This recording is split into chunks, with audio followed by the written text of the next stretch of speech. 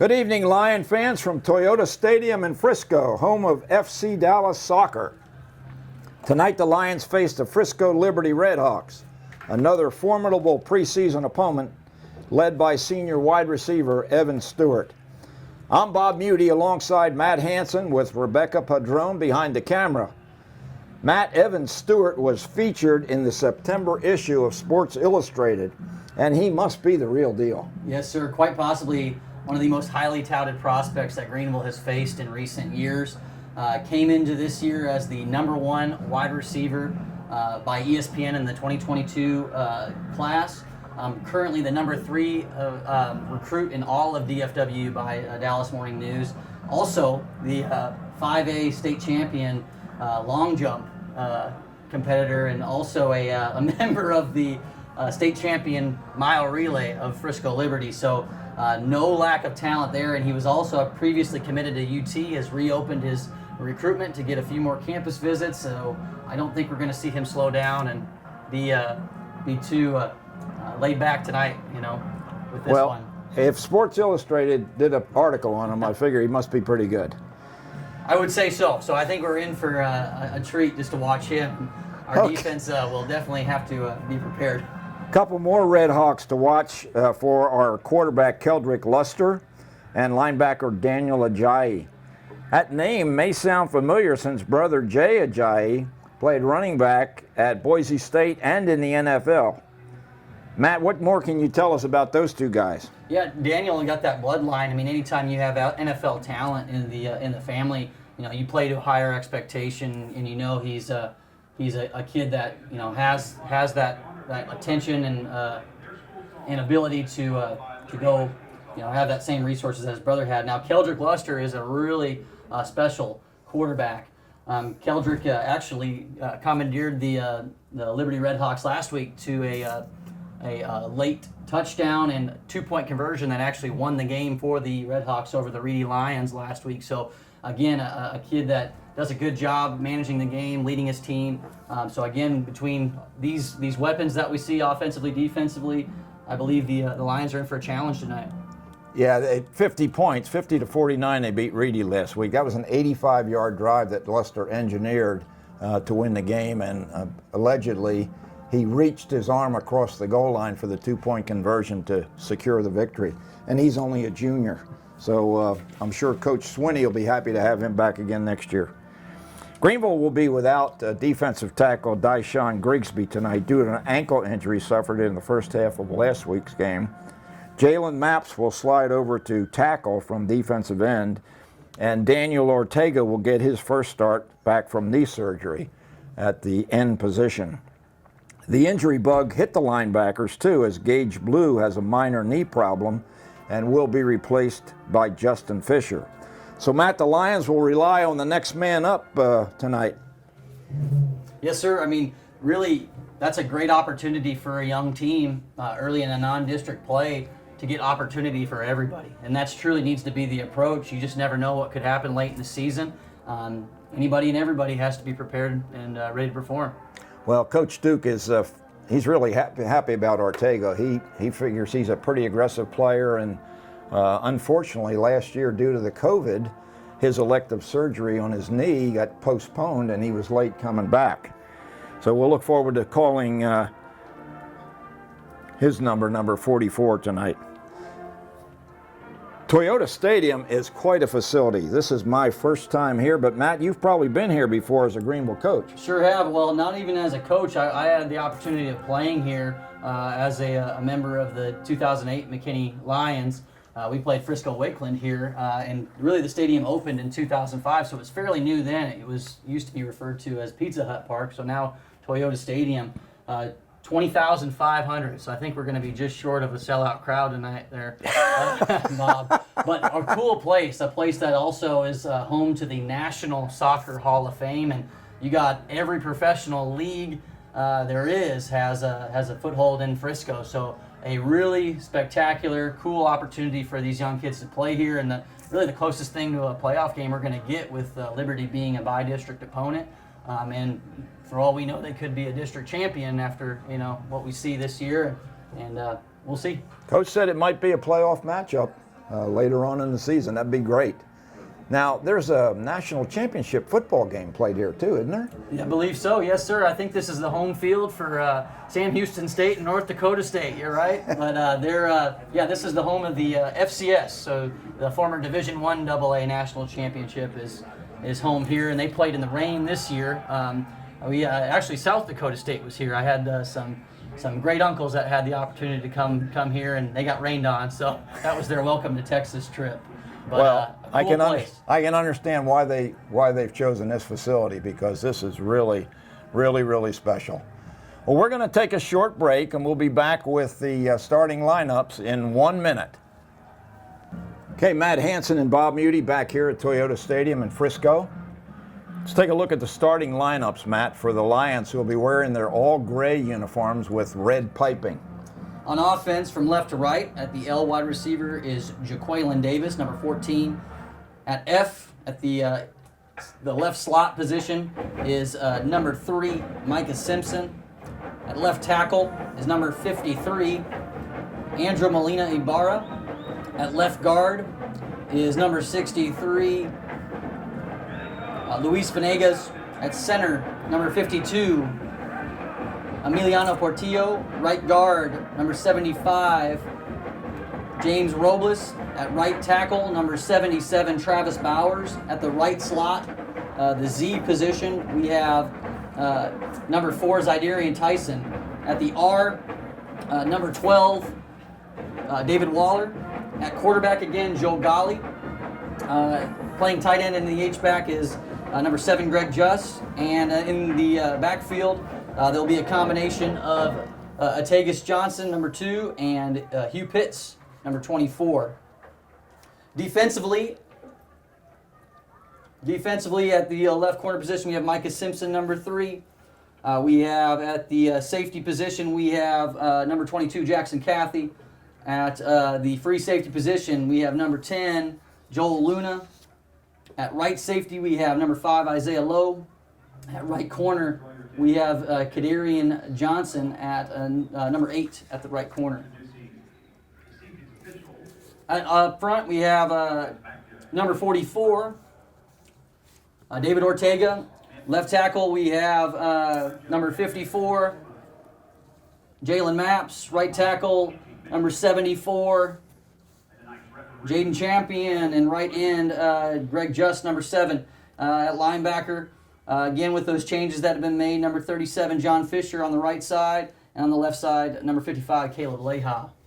Okay, thank you, Matt. The captains are meeting in the middle of the field. The Greenville captains tonight are seniors Greg GEUS, Kadarian Johnson, we'll call him KD, DeGarian Anderson, he'll be wearing number 13, and Hunter Waters, the backup quarterback, and Hunter's also the deep snapper, so that's kind of an interesting combination, Matt. You got to be able to spin it, right? Both positions. All right, the referees have made the decision. Let's see if we can get the call. Looks like the RedHawks will receive. So I assume that Greenville won the toss and probably deferred. Is that a good assumption? Yes, sir, and it appears also no handshakes pregame, too, so that's different than what we saw last weekend. Yeah. COVID protocols are more and more in place now with the situation that's currently going on. Greenville will be kicking off from the north end zone, which is incidentally where they have the big stage for, I guess, concerts. Boy, it's a beautiful place. I think we're about to have the national anthem played by the Red Hawk Band, so listen in.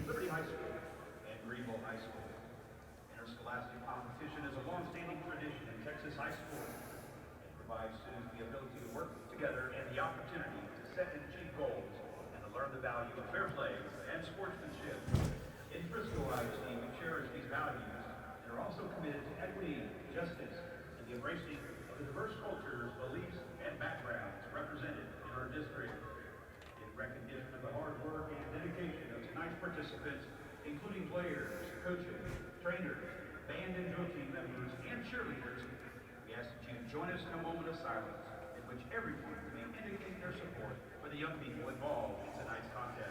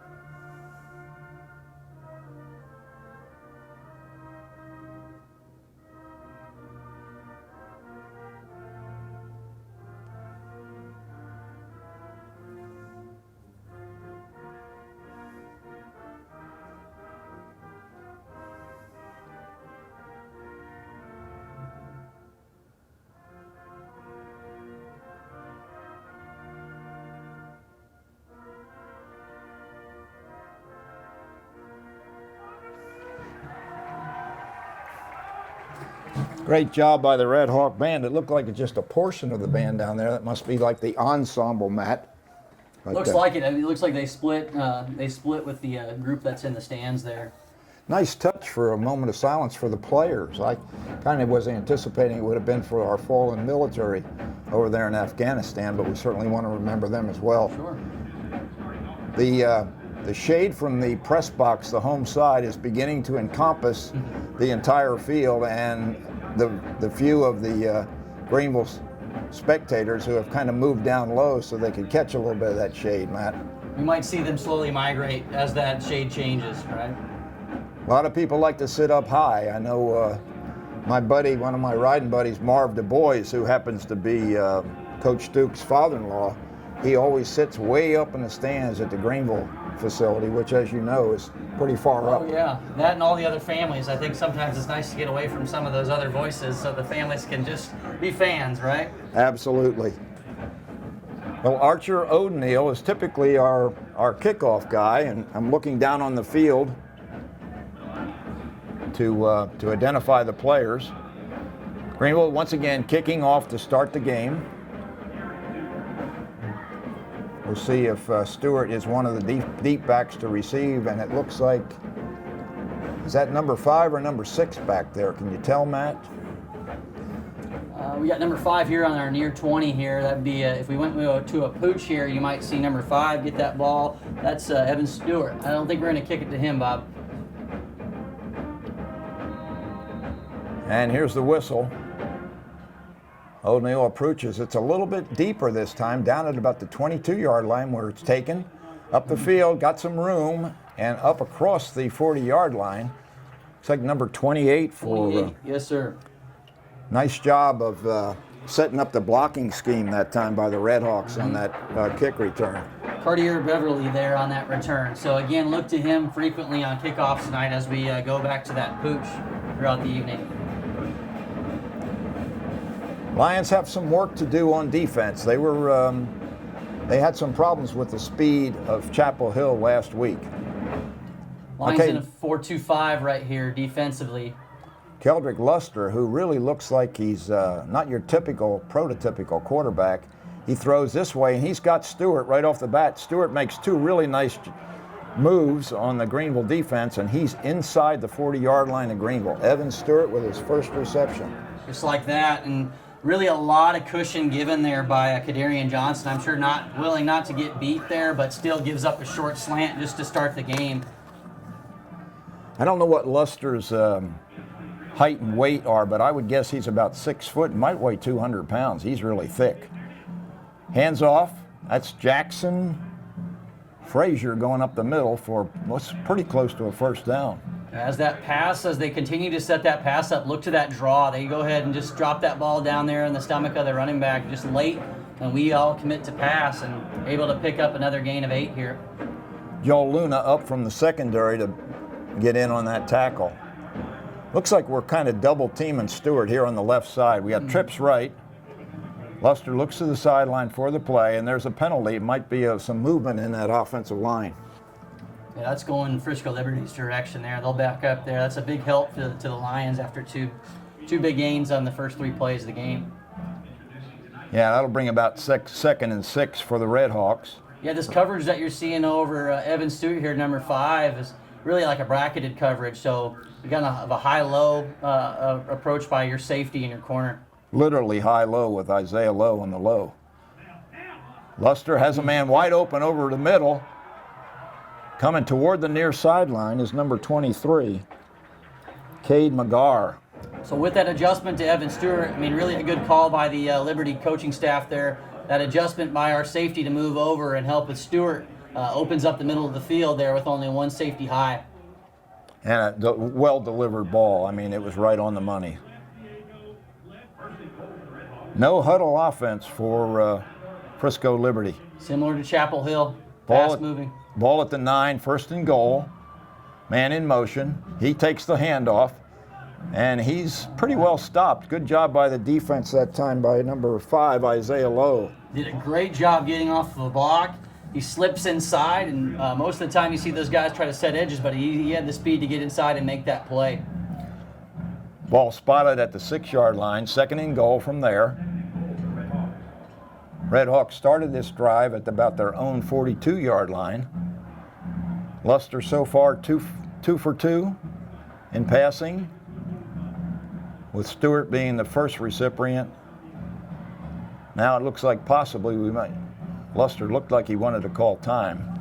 Tight end trips away from us. Lustrick fakes a handoff and keeps it, and he's buried. Looks like Mapp's got a hold of him. Nice job by Jalen Mapps. Yeah, he did. It might have been the wrong read there on that RPO, that zone read option, and then he pulled to try to just create some space and throw that ball out wide. But great play by Maps. Well, Jaden Champion might have had that hole. He might have had that hole pretty well stopped. Okay, 3rd and goal now for the RedHawks from about the 8.5-yard line. So the Lion defense is stiffening. Beautiful night for football. I imagine it's a little warmed out on the field, but we have a nice air-conditioned booth. Luster takes a snap, hands off, up the middle goes number 24, and he's inside the 3-yard line for Frisco. Jack Bryan there on the carry. First time to see him carry the ball tonight. Again, 2 over the top of Stewart up top right here. Everybody else manned up across the formation. Frisco going for it, and it looks like there's early movement. So it looks like maybe a 2nd procedure penalty against that offense. Everybody went, so I think it might have been the center. Right. You know, really, a lot of people might look at that as a disadvantage that Liberty gets backed up there, but sometimes a short little penalty like that, a 5-yard penalty, actually gives you more room to do a lot more in the red zone there. So, you know, let's see that the Lions have more area to cover now. Much tighter formation now, and they are going to go for the field goal. Ball is going to be placed at the 15-yard line, so this will be a 25-yard field goal attempt by number Evan Moros. Snap is mishandled. Moros falls on it at the 25-yard line, and the Lions catch a big break early. Is that not irony right now? On the drive over, you and I were talking about the importance of the holder position, and how about that? Yeah, it was interesting. Matt was telling me he was a holder, and you as well. And I was as well. A couple of holders here. A few years further back than yours. Yeah, that ball could have been handled by the holder. That flat went right through his hands. We'll catch the number on the holder on the next time they have a placement. What a win for the defense. Okay, Joe Golly's going to commandeer the Greenville offense as senior signal caller in the shotgun position. 2 receivers either side. Handoff to Johnson. OJ's around the left side. Picks up about 3.5 yards. Pre-snap there, you might find it interesting. Golly puts number 3 right there in motion. That's Micah Simpson, and he just puts him in motion to get him in better position to block inside out there and create some space underneath him to run the ball. Well, Simpson's a real athletic kid, so we'll see what kind of a blocker he is. Physical for his size, and like Miles Denson. Yeah, he's one of 3 receivers to the right, in motion again. Takes a man, and Odegas Johnson is around the left side and stumbles and keeps his feet. And he's out of bounds at the far side, inside the 50-yard line. Nice run by OJ. Great to see OJ back, running strong, running healthy after he spent the second half out last week. We saw Micah Simpson engage Michael Okowobi from Frisco. Did a pretty good job of keeping him out of the play. Nice job again by the offensive line. The 3 guys in the middle up front for Greenville did a really good job of opening that hole. Johnson next to Golly. Again, Simpson in motion. Simpson gets a handoff, and he's going to be trapped and thrown for a loss by the aforementioned Okowobi. Great job just seeing that, finding a gap right there to penetrate for number 15 there, Okowobi. Hugh Pitts back in the backfield this time. Johnson gets a breather. 2 receivers on either side in the Longhorn formation. I learned that from Matt. Yeah. Let's look for a curl right here by our outside receiver. Golly gets it. He's looking short. Finds his man. It's Tyson. There is a penalty on the play. Tyson makes the reception, good for about a 6-yard pickup. Let's see what the call is. Might be a sideline warning against Frisco. Generally, they'll give them a warning. They won't penalize them initially, will they? No, it looks like they're going to go right there off the bat. Penalty. I think if it interferes with the play, Bob, there's no warning there. It's just immediately a call. Well, I'm going to have to disagree with you, Matt, because they haven't walked it off, at least not yet. The game will stand. I think that's a Looks like warning. it, yeah. Yeah, the next time around, it'll be a 5-yard penalty against the Frisco team. All right, Greenville now with a 3rd down and 6 yards to go at the 44-yard line of Frisco. Big conversion opportunity here early for the Lions. Trips left. In motion was Tyson. Pitts gets the handoff. No, he fakes it. And Golly is very close to a 1st down. I don't think he's far enough, though, Matt. Just 1 yard short there, and I think right here you hang on to it with your field position. A big stop by your defense on the other end. Let's see if we can't pick up a 1st down here. Looks like they're going to call it 4th and a long one. Obviously, Golly had me faked out because I thought Pitts had the ball. Golly's showing us some mobility early on. I mean, there were a few runs he had last week that his speed surprised us. I think it even surprised him. Just enters the game, though, here at the H-back or the tight end position. So let's see if we can't get a hard-nosed 1 yard here. And Golly's calling for somebody else.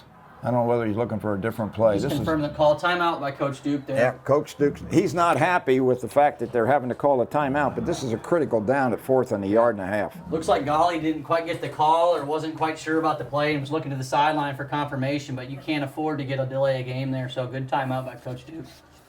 Yeah, he hates to use them that early, but like you said, it's better to be safe than sorry. So early here in the 1st quarter of this ball game, 6:45 remaining in the 1st quarter, from a beautiful facility on a beautiful night for football in early September. Still a little warm for September, Matt, but it's getting here. I'll say that. I think all these kids are ready for it in these afternoon practices. They're ready for that cooler weather. Absolutely. Incidentally, the cheerleaders from Liberty tonight are all dressed in pink. Yeah. And we're assuming that that's in honor of breast cancer. And all well, even as you say that, I noticed there's a lot of neon in the crowd. Maybe some type of theme tonight for Liberty. Okay, here we go. Golly takes a snap. He hands it to Pitts. That's Pitts busts forward, and he's got the 1st down. Great strong run. At contact at the line of scrimmage. No, Pitts just keeps running his feet and picks up 2 extra to get the 1st down. Pretty good job by Robles in here, getting him enough yardage to get the conversion. So 1st down Greenville, their 2nd one if my stats are correct. Matt, you may have to correct me. Greenville moving the ball pretty well. Had to take 4 plays to do it that time, but we'll take them any way we can get them. 2 receivers each side once again. Pitts in the backfield with Golly. He gets the handoff, breaks a tackle, but he can't get any more than about 2 yards as he falls forward to the 35-yard line. Yeah, breaks a tackle really at negative yardage there, but is lucky just to get positive direction there after contact. Yeah, we'll call it a gain of 1 as OJ comes back into the game, and maybe he and Pitts are both going to be in a 2-back set this time. Now, one thing I did notice, though, Bob, is the secondary from Liberty really not giving a lot of space there for a defense that gave up 386 yards of passing last week to Reedy. Well, let's see if Golly goes to the air. He fumbles the snap, picks it up. He's under pressure. He gets the pass away, and it can't be handled by DeGarry and Anderson. It was a very short throw. It looked like some kind of a screen, maybe.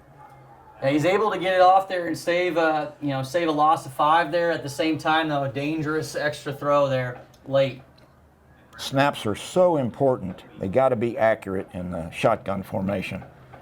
So 3rd and long for Greenville. Ball placed at the 36-yard line of Frisco. 5:32 remaining here in a scoreless 1st quarter. Let's look for a sprint out here to the left and a flood concept up top. Okay, we got trips left. Golly takes his snap. He's rolling left, looking downfield. He's got a man wide open right on the sideline and makes a move. He's down inside the 5-yard line. That's a great throw. That's a back shoulder throw to Micah Simpson there, just behind the defender. Finds that space from that throw. So great job by Golly right there to stretch the play out and find some room to throw. And the guys up front gave Golly some good protection on that rollout as well. So now a 1st down and goal from the 4-yard line as the Lions are moving smartly down the field. Just in there at H-back now in the heavy formation. Hand off to Odegus Johnson. And he is smothered right at the line of scrimmage. OJ just not able to get any traction there. Looks like Justin makes contact with the outside shoulder of the defender there, and really going to be more inside out there to create a lane inside. Just staying in the game there, on his way off, and stays in the game. Now Pitts is in the backfield by himself. He's the better runner inside. So let's see what the choice is. Golly hands off this time to Zy Tyson, and Tyson is thrown for a loss. Nothing doing on that sweep. It looked like 77, Travis Bowers. He kind of got to that second level without making contact at that first. Sometimes those offensive linemen just got to throw an extra paw to help out their buddy right there before they advance to the second level. Might have went a little bit soon there, but we'll see if we can't find 2 downs to find the end zone here. Third down now from the 7-yard line. Trips left. Golly and Pitts in the backfield. Good snap. Golly rolling left once again. Now under pressure at the 10. He's tackled from behind at the 5-yard line, so it's going to bring up a 4th down and goal. Let's see what we do here. I think we're going to go ahead and take the 3 here. Now, of course, with a successful hold. Well, the guys that are important right now on this field goal try are Hunter Waters, the snapper, Evan Bennett, the holder, and Archer O'Neal, the kicker. Ball's going to be placed at the 12-yard line, so it'll be a 22-yard attempt. Snapper, once again, is Waters. Low snap, can't be handled by Bennett, and it's picked up by O'Neal, and he's buried at the 15-yard line. So either team with problems on the snap, and holder just can't make the play. So it was interesting that you and I talked about holders. We may have just should have left that off the conversation. I don't think we should have discussed that. I guess we jinxed them, jinxed both teams. Well, let's see what the defense can do here and get the ball back quick and somehow give that offense another opportunity. You cannot miss opportunities with a team that scores points like this. Yeah, and Greenville moved the ball really well down the field until they got inside the 10, and they just kind of stalled out. So 3:28 remaining in the first quarter. Frisco takes over. We'll call it the 13-yard line. Empty set. Luster puts a man in motion behind him, and he's going to throw the ball to him. It's Stewart. Stewart's up to the 15, the 20, still on his feet, breaks another tackle, finally thrown out of bounds by Jalen Maps at the 33 or 34-yard line.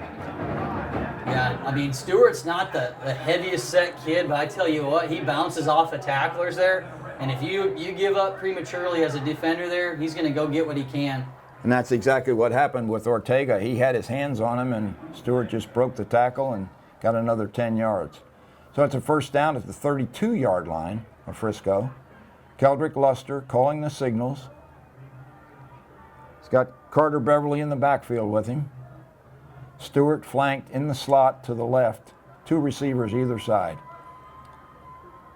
Handoff to Beverly, and Beverly's up very close to the first down, pushing the pile to the big guys in black. Going to be a measurement possibly here, Matt? What do you think? I think so. I mean, this near side looks like they gave him the first down. The top side was more of a Greenville favored spot, but that's going to be a first down. So the RedHawks move the chains. Second first down on this drive. 2:57 remaining in the clock winding. Keldrick Luster drops back, finds his man at the 45-yard line for a short gain. Yeah, that's a play right there, right out of the Greenville playbook too. So again, another offense week to week that resembles a lot of what Greenville does, but again, just putting their players in the right positions. Cade McGarr with his second reception of the night. Second, we'll call it 7 for the RedHawks. Luster again drops back, dodges a man, finds Stewart on the left sideline, and Stewart's run out of bounds by K.D. Johnson. Little exchange of words there on the sideline. That's gonna be an interesting matchup tonight. You know, that number 8, K.D. Johnson, he's a great competitor, really has always been. Also a talented wide receiver himself. So let's keep watching that matchup tonight. Well, he's on single coverage now. Safety Stevenson is kind of favoring his side. Luster back once again, looking downfield under a little bit of pressure. Finally just throws it away, I believe. Simpson had a chance to intercept it, but had he been able to catch it, he'd have been out of bounds anyway. Just a little bit of a reach. It looked like Luster looked downfield for Stewart there, and they got a little bit of help because the Lions switched from a cover 3 look to cover 4, and 11, Jamorion Stevenson is there to help out KD, number 8. Diego Gerardo checks in as an H-back for Frisco. Fake handoff, Luster rolling right, has time, short dump. Nice job. I think that's Gerardo on the reception. So he's into the game and quickly gets a reception. We got a flag on the play here. Couple of penalties in the game thus far. This will be the 3rd one, and it's against Frisco. So this is 3 against them. Greenville's been blameless so far with respect to penalties, and that's a good thing. A lot of penalties last week on both sides. Yeah, they were week 1 though, and you got one more week to iron those wrinkles out. Ineligible receiver downfield for Frisco. So that'll be a 10-yarder or a 5-yarder, Matt. You're gonna have to school me on this. It's a 5-yard penalty. Okay. That's why I've got Matt in the booth with me. He knows everything. Careful. All right, we've got a 2nd down now, and we'll call it 15 yards. Play gets repeated. Scoreboard has 3rd down. We'll go with 2nd down because that's what the line chain gang says. Luster takes a snap, fakes the handoff, rolling right. He's got some room. He's down to the 30-yard line, slides down after he gets 1st down yardage at about the 28 or 29-yard line. We'll see where they spot it. Just short, it looks like maybe 2 to go here, 3rd and 2. Yeah, it's interesting when they start their slide. That's where they spot the ball, and I thought he was much closer to the 30, but he does not have 1st down yardage, so it'll be 3rd, and we'll call it 2 yards at the Greenville 38-yard line. Handoff this time, and the running back is through a hole off right guard, and he's got a 1st down. It's a great job blocking a full zone up front to the right, and that's a play that really requires the tailback to be real patient there and look for a cutback, and that's exactly what 24 Jack Bryan does there. And Jalen Mapp's a little bit gimpy going off the field on that side. Ortega back in the game. Ortega on one end, Greg Just on the other. Champion in the middle. Fake on the handoff. Luster, plenty of time, looking downfield. Now he's under pressure from Just, and he just flips it out of bounds. Yeah, great job right there, coverage sack. I mean, you got to be happy with your secondary there. Absolutely. Connor Martin in there on the defensive line as well, and he was also amongst the 3 or 4 guys from Greenville that were pressuring Luster and forced that throw out of bounds. Luster's a heady quarterback. I mean, he knew it was 1st down and 10, and it was no problem to throw that thing away. He's got 3 more downs here in 4-down territory. Heavier set, but still really does move well. I'll have to check with the coaches next door to find out how big he really is. There's a handoff to Beverly. Beverly's got a lot of room. He's down inside, and he's into the end zone. Wow. Another perfect setup of that draw, just like what we saw in the first drive after that good drive that Liberty had. So it's hard to respect the pass there and have that just kind of, sneak up on you with that draw. So Beverly with the first touchdown of the night. Big hole at the line of scrimmage, and he was able to avoid the linebackers and the DBs. Gets into the end zone untouched. Once again, Moros lines up for the extra point. Better snap this time. It's down and up, and Moros is good. Early lead. Interesting there. The holder had gloves on there, Bob. He put gloves on the 2nd time out. That's a good spot, Matt. Yeah. Good spot. Did you get the number of the holder by any chance? 23. That was Cade McGar. McGar, he's one of the receivers. Okay. So McGar this time with gloves is able to handle the snap, and Morris's conversion is good. So the RedHawks with 18 seconds remaining here in the first quarter. Hey, it might be important to mention too. Both teams playing on natural surface tonight, so that's different for high school kids nowadays. More often than not, they're playing on turf. So that could have some factor on those holds, those first two kick opportunities. That's a good point. I know you were excited to have the kids playing on grass tonight. Hey, that's the purist in me, though. You're just old school. That's right. Yeah. See. Okay, so Morris will be kicking from the south end zone. Simpson and I think Tyson may be back deep to receive, standing at the 10-yard line. Tyson's usually in one of those up spots. Yeah. First kickoff for Liberty here. Let's see what their approach is going to be tonight. He's kicking it deep. Tyson. Going to be taken at the 3-yard line. Trying to gauge what he's got. And not much interference that time. He's brought down at the 15-yard line. That might be OJ. You know, a lot of hesitation there on the return. You know, really on kickoff return, you get one move and you got to go. Yeah. The number is kind of rolled up. His jersey was rolled up, and I can't really tell you who that was. I think it might have been OJ. I'm going to say that was number 2. Last week, Atagus Johnson was deep for to receive as well. Looks like Isaiah Lowe might be in the offensive backfield right now, which is kind of interesting early.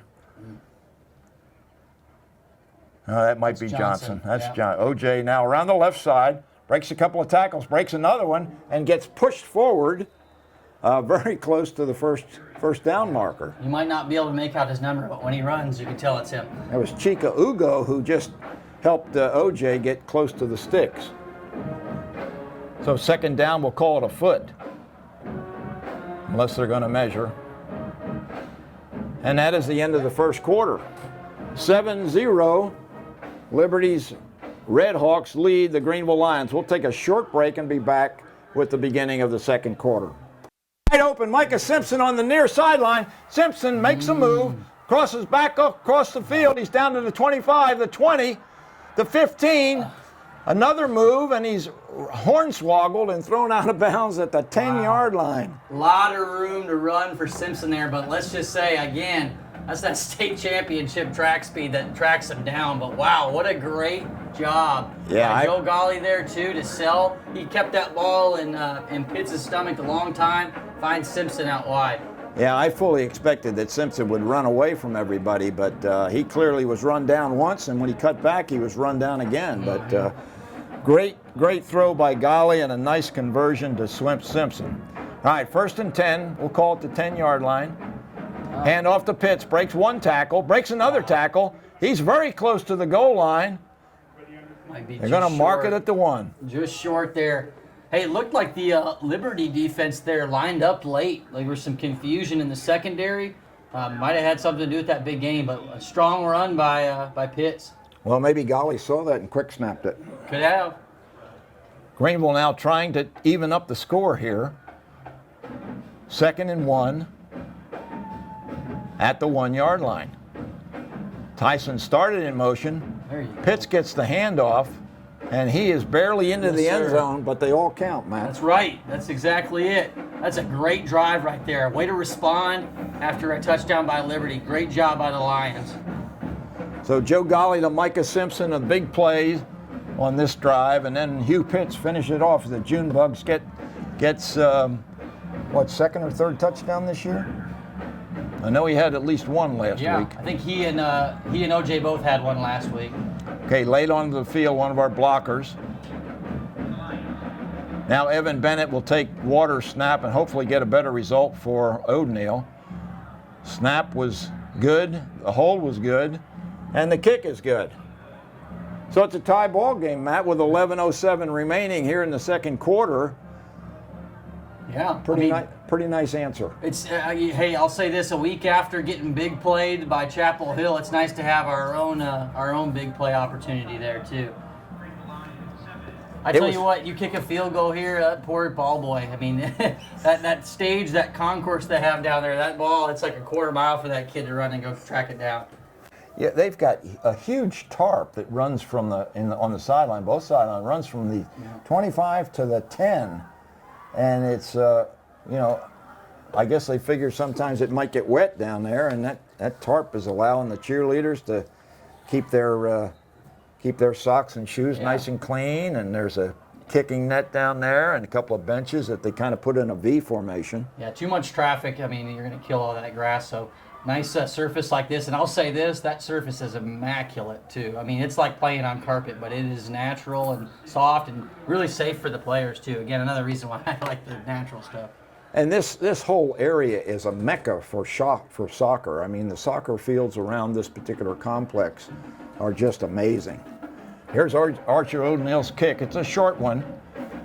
It's taken, fair catch, at the 30-yard line. It's again by Beverly there. So a short kick that time by Archer, and that's kind of the game plan for playing against a speedy team. You don't want to give that guy way back there an opportunity to get up ahead of steam. I've heard the argument for both there, for kicking deep and also pooching. Some guys don't like giving up that free field position, but again, a lot of speed on this Liberty team. Ball's placed at the 28-yard line. Luster fakes a handoff. He's throwing deep. He's got Stewart, and Stewart's immediately tackled by Kadarius Johnson, but not until he gets a first down. Yeah, Stewart goes up high to get that ball there. Again, I think the biggest concern right now of our corners is getting beat deep right now by that athleticism, but giving up some routes underneath. Yeah, Johnson's given Stewart about 10 yards. Luster again looking downfield, finds Stewart, and Stewart does a good toe drag on the far side for another first down, Matt. Yeah, and you said 10. I think even as Johnson had the bailout there, he even had as much as 12 to 15 at one point. Danny Cobbin trying to call defensive signals for the Greenville secondary. Here's a handoff around the right side and has some running room. Nice job of following his blockers. And the running back is down inside the 30-yard line. 3 consecutive first downs for Liberty as Jack Bryan picks up about 15 yards. Yeah, you know, this Liberty run game is, I don't think it's anything spectacular, but it's that way to balance their pass attack with the run attack. Fake to Bryan, wide open receiver. Inside the 10-yard line goes Lawson Town, his first reception of the night. Yeah, just a little slip seam right there. Ball's delivered on the money. But again, some play action there to pull up those linebackers and throw it in behind. RedHawks moving smartly down the field on this drive. This is an opportunity now for Greenville to stiffen. Handoff this time to Bryant. Bryant breaks a tackle, and he's into the end zone. He dives in for the Liberty score. Good effort by Jack Bryan there. He stumbles and keeps his balance and just lunges at the end to get in. But fast drive there for the RedHawks. Greenville defense kind of on their heels that time. Yeah. That's where that up-tempo offense really pays off. No chance to catch your breath as a defense. Yeah, and with it being hot down there, even though it's not turf, which is normally a warmer situation. Still thick air, humidity. Again, Morris lines up out of the hold of McGarr, and he puts it through to make it 14-7. Liberty. We'll take a short break and catch our breath. We'll be right back. Self-proclaimed, back in the booth. Bob Muty and Matt Hansen back here at Toyota Stadium. After Liberty's score, stands Liberty 14, Greenville 7, 9:45 remaining in the second quarter. Deep for the Lions, standing at the 15-yard line, Micah Simpson and OJ. Moros's kick is deep. Going to Johnson again at the 7-yard line. This time he moves smartly upfield, finds some room, breaks a tackle. He's loose on the far sideline. OJ down and forced out of bounds. With the guy hanging on one leg, he never really went down. He's at the 45-yard line, Matt. Nice return. Great chance to see the difference between that previous return where we saw a lot of hesitation upon receiving the ball. There, no hesitation. One move, go get what you can. Actually going to spot the ball at the 44-yard line. Lions first down. Let's see what Joe Golly can do here. Well, we've had more success in the air so far. Finding Simpson the last time. It'll be trips left. Simpson, one of the 3 receivers to this side. Handoff to Pitts, and maybe a yard. Tried to go over left tackle, and not much doing there, Matt. Yeah, up front, you know, Liberty pretty big on, especially that left side. The right side's a little bit smaller, but it looks like that's 41 and 50. 50 being Chica Ugo.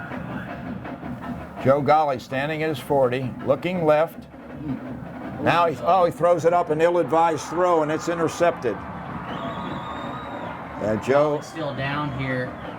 He kind of elevated and threw that ball as he jumped and took a shot to the midsection. But again, just a time that you might want to eat that one and go down. Yeah, that's you know, Coach told me that Joe had the first game jitters last game. That time he probably should have just eaten that one and taken the loss. The best quarterbacks are the ones that can kind of know the situation and know, hey, you know, you got to put this one in your pocket from time to time. Ford Shippey gets credit for the interception. Evan Stewart going wide left.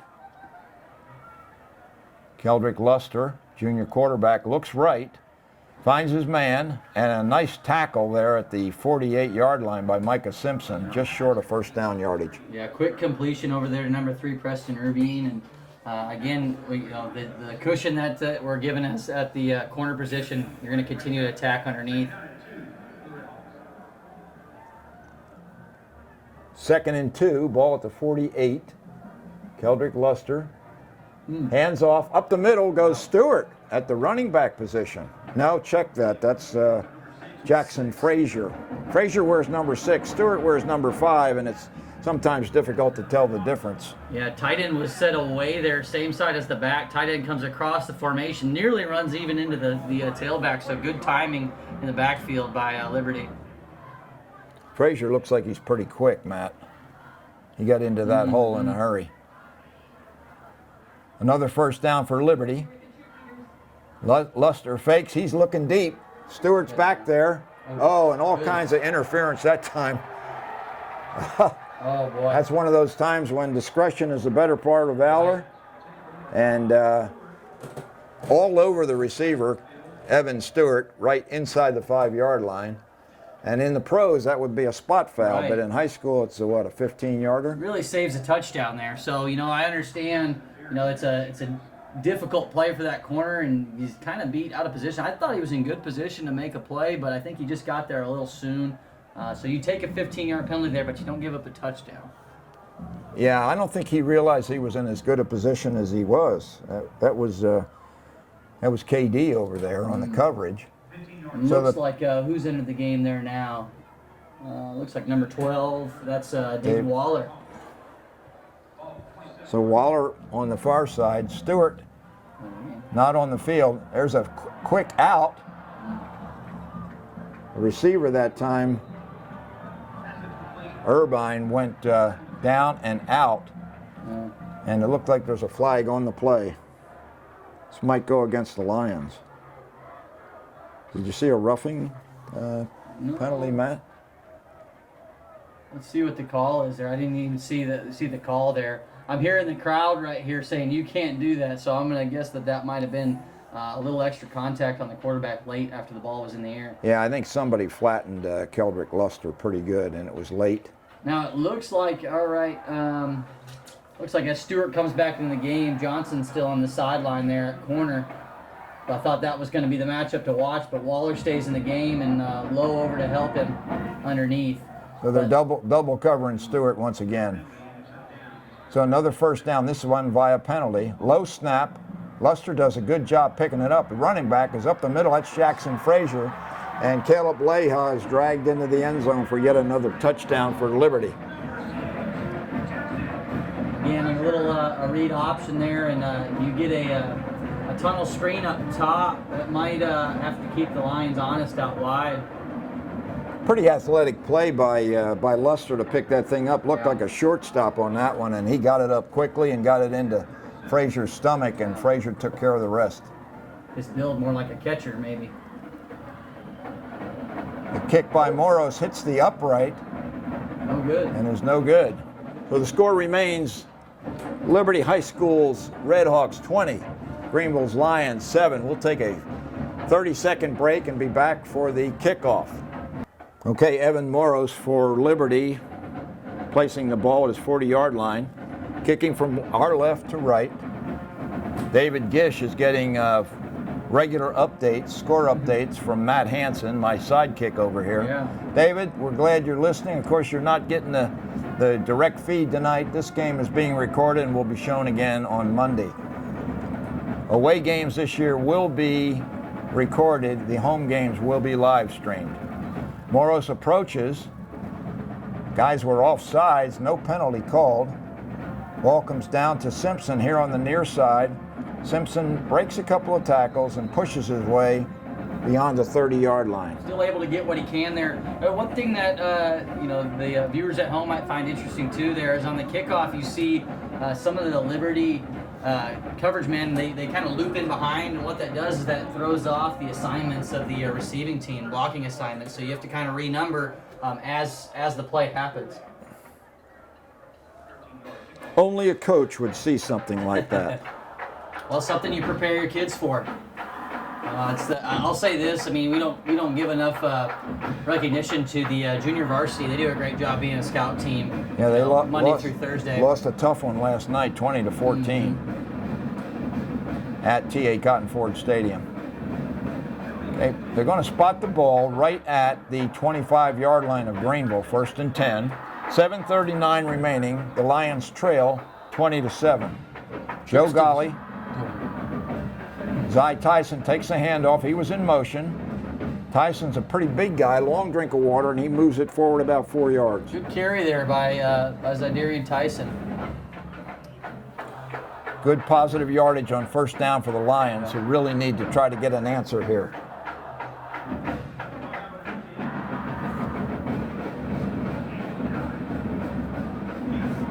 We got the gray versus the black tonight. 2nd down for the Lions and 6 yards to go. 2 receivers either side. Man in motion. OJ up the middle. He's loose. Down to the 20, 15, 10, 5. Touchdown. And too much speed that time. Yeah, we got our own speedsters too. I mean, I know that OJ's going to be on our own relay teams this year too. Boy, that was huge. Coach Crumpton will be excited to have him this year for track as well. Pretty much right up the middle. Yes, sir. Let's credit those guys up front for Greenville. Emiliano Portillo is the center. Well, let's see if we can have a successful conversion here on the PAT and make This is make the it a 6-point Waters, game. the Waters Bennett O'Neill show. Good deal. And the 3 make it work. Take it. Point is good, 20-14. Take a short break and we'll be back this time with the Greenville kickoff. Bob Muty and Matt Hansen, Toyota Stadium in Frisco, Texas, home of the Dallas Cowboys. Or FC Dallas. And FC Dallas. Yeah. Frisco's the home of Dallas. Frisco, the home of the Dallas Cowboys. Yeah, they're just across the street here, across North Tollway. And really, I thought when we started this season, I thought this game might have been held at the Star, but maybe we'll get a playoff game later this year there. I'll tell you what, either facility would work for me. Uh-huh. All right, Archer O'Neill approaches, kicks it deep this time.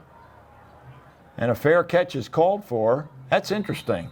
Frazier called for a fair catch. The ball went over his head and bounds into the end zone. So, little leg shown by Archer O'Neill. Way to get into one there, Mr. O'Neill.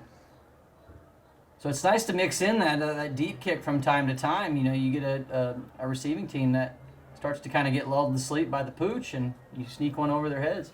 Ball spotted at the 25. O'Neill's gotten quite a bit stronger with his leg over last season. He's only a sophomore.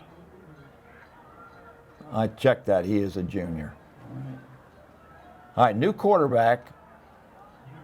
Handoff this time to Evan Stewart, and Stewart comes around the near side, and he complains about a late hit. Looks like his helmet was pulled off his head as he came to the ground there, so we might have a face mask there. Stewart was fortunate he wasn't foul. hurt there. Yep. It looked like his legs might have gotten twisted up just a little bit.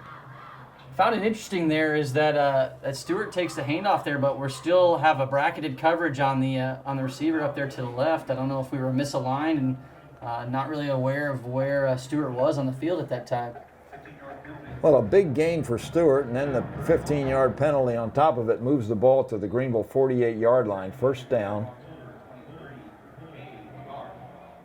Again, Luster's not in the game at this point in time. Hand off to Bryan. And Bryan moves forward. A nice tackle in the defensive backfield by Greenville there. Yeah, now at quarterback, we got Cade McGarr again, so that holder, the backup quarterback, number 23. So we'll have to keep our eye on the sideline for Luster. McGarr's a senior. Luster's only a junior. Looking down on the sideline, I don't see number 12, but McGarr takes the snap. Once again, hands to Bryan. Bryan has short yardage, but enough for the first down. Yeah, Luster still got his helmet on the sideline. He's at about the 50-yard line right now. Still not too far from coach. Have to see. He looks like he keeps looking down at his lower body there. We'll have to just keep our eye on it. He and Evan Stewart both getting a break here, so some of the younger guys getting a chance to play here. McGarr in the deep formation next to Bryant. Hands to Bryan on the ride, around the left side, and he picks up about 5. Bryson Maps over there on the defensive play. Yeah, hat for a hat out there, out wide, blocked by Liberty. Lots of activity, lots of scoring here. 20-14 here with 5:36 remaining in the first half. Caden McGarr. Once again, hands off to Bryan, this time around the right side, and Jackson Cathy brings him down after maybe a 4-yard pickup. Yeah, a lot of room to run there. Again, that hurry-up offense, it just really tires the defense down. It's a solid tackle by Jackson Cathy, probably one of the best tacklers on the team from his safety spot. Call it 3rd and a long 1 for Liberty. Ball spotted at the 29-yard line of Greenville. Bryan again, and I'm not sure. He goes up over the top there and looks like the ball came out, but we got a late flag. Lion defense stiffening there. Let's see if they had first down yardage, and then we'll see what the penalty is. Justin Fisher going out, being replaced by Carmelo Brown, who gets his first action. Again, we talked about the next man up mentality, and Brown's getting an opportunity to play tonight. Let's see what this call is here. Personal foul. Wow. That's an interesting call. It looked like, Bryan goes up and over to try to pick up that first down. It looked like that ball came out, but I don't know where that personal foul came from. Well, I'm kind of mystified as well. It'll be a half the distance penalty. Against the Lions. Coach Duke asking for an explanation also from his sideline judge. Frisco Liberty RedHawks getting first downs now by penalty, in addition to their fast-moving offense. I don't know whether it's a full second unit or not. Certainly it's not. No. Just a different quarterback. Evan Stewart over to the right, takes the bubble screen. That looked like it might have hit the ground, Matt. No, I think he just got his hands underneath it. But interesting, they motion out to a stacked formation there at the wide receiver position. Puts him in position to catch a quick little speed screen, pick up what he can. They'll give him 4 yards. Pretty good defense that time by Simpson from his cornerback spot. What's interesting here is Stewart's lined up a little everywhere, left, right, even in the backfield at times. He's stacked again to the right, single receiver left. Looked like there might have been some early movement on the offensive line, but nothing is called as Bryan steps into the end zone for yet another touchdown. Wow. Yeah, Jack Bryan just fast enough to find the edge there. He just outruns. It looks like that was Micah Simpson. He just lays his body out to try to make that play and just barely outruns him. That touchdown by Jack Bryan, senior running back for Frisco Liberty, makes the score 26-14. I think that's his second of the night. Evan Moros out of the hold of McGar. Snap is good. Kick is up. And it's good. 27-14. Liberty leads Greenville with 3:57 remaining here in the first half. Matt, we'll keep it here. Yeah. Lots of movement tonight. Lots of first downs. Yeah. A lot of action. I mean, and definitely an offensive fans type of game. But again, I mean, you had some early key stops early in the ball game, but missed opportunities. You know, you just can't miss opportunities with high-scoring teams, and we'll have to see can Greenville respond again. Yep, both teams on their initial drives had field goal attempts go awry with poor snaps. Greenville had an opportunity there to put 3 more on the board, but a miscue on the snap and the holder. So 27-14 Liberty. I think Liberty's got quite a few more first downs than Greenville has, but Greenville's had a couple more longer plays. I tell you what, you'd love to see a nice, long, sustained drive here and a late score for Greenville. They still have 2 timeouts remaining. They had to call one early when there was some confusion on the play call. Moros approaches the ball. We've got Johnson and Simpson deep once again. And it's a short kick this time. Going to be taken by... It's like Jaquaylin Davis, number 14. It's the first time we've called his number all night. JD there. So Davis is going to move it up after a short return. Other than OJ's kickoff return, this is the best field position that Greenville's had on a kick return. Ball was spotted at the 32-yard line. Let's see a real strong drive right here by that offensive line. Let's run that ball and force Liberty to use some timeouts. Davis now at single receiver here to the left, trips right. Pitts in the backfield with Golly. Pitts takes a handoff and moves forward. Pick up maybe 4.5, 5 yards. You'll take it right there. Just a full inside zone right there, and Pitts finds one little cutback and can get 4 there. If you can continue to do that, that's the type of drive we're looking for. Yeah, Robles and Portillo, the main key blockers on that particular play. 3:28 remaining and the clock winding. Second down, we'll call it 6. Ball placed at the 36-yard line of the Lions. 2 receivers either side. Man in motion, Tyson.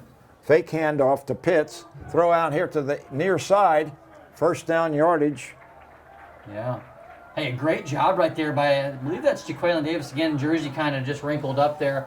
Jaquaylin Davis blocking out there for number... Amarian Nelson, 8. maybe? Yeah, or I think that might be number 8. KD Johnson. But again, those jerseys on those back plates, those kids like to show those back plates off. It might be Nelson's first catch of the game. I think he might have had catches in his first team as well. Hand off to Pitts this time. He cuts back and there's nothing going. Good defense that time. Just overpowered Bowers on the. I think Bowers might have been pulling out that time from his right tackle spot, and he just couldn't get to the block. Yeah, number 50, Chica Ugo, and number 53, Dixon Addo, both making a good play there. Loss of 1 for Pitts, so Junebug goes out. OJ replaces him. Not a real big sense of urgency right now. Coach Duke and the Lions, again, let's see what we can't do. It's second and 11 here. Almost have to go up top on 2nd and long. Golly takes a snap. He's rolling right. There's the corner. Nothing going. And this time he has to eat it. And that might be a drive killer right there. Of course, that's 15 again. Michael Okawobi. We called his name a lot tonight. Yeah, he's been all over the field defensively. Around. I know we kind of played up Ajayi pregame. Haven't seen a lot of the number 10 in Ajayi, but Okawobi is a special player. Yeah, we haven't called Ajayi's name all night. Really, the two of them, I mean, together, you can tell that's a stout linebacker unit there. Greenville takes their second time out. They're going to have a 3rd and 19. So this is it's an interesting call by Coach Duke with this kind of yardage to go, Matt. Yeah, I think what you're going to see here, you might see what he could do on a, I think we're going to see a post-dig concept here is what we're going to see. And the beauty of that is it's a concept that has 3 levels. You have a drag, you have a dig, and you have a post. And it allows you to read a safety, and the safety dictates what you do there. It does allow you a little bit of a check down. So if we did want to just chip away and get what we could and then try to have a good punt and pin Liberty deep and play defense, we could. We haven't had a punt tonight. That's true. That's right. That would be our first punt of the evening. Pretty amazing stat right there. That's good, though. Hey, that's always a good thing. All right, let's see if the Lions can pull a rabbit out of the hat here on 3rd and 19. Let's see how the trips here. I think we're going to see a post by that number 2 receiver and a dig out of the number 1. Got to have some protection. Zy Tyson goes in motion, and Golly breaks a tackle looking downfield, kind of flips it. Oh my goodness, there's interference. Where's the flag? No. Oh, there. Oh, finally. Oh, my goodness. Wow.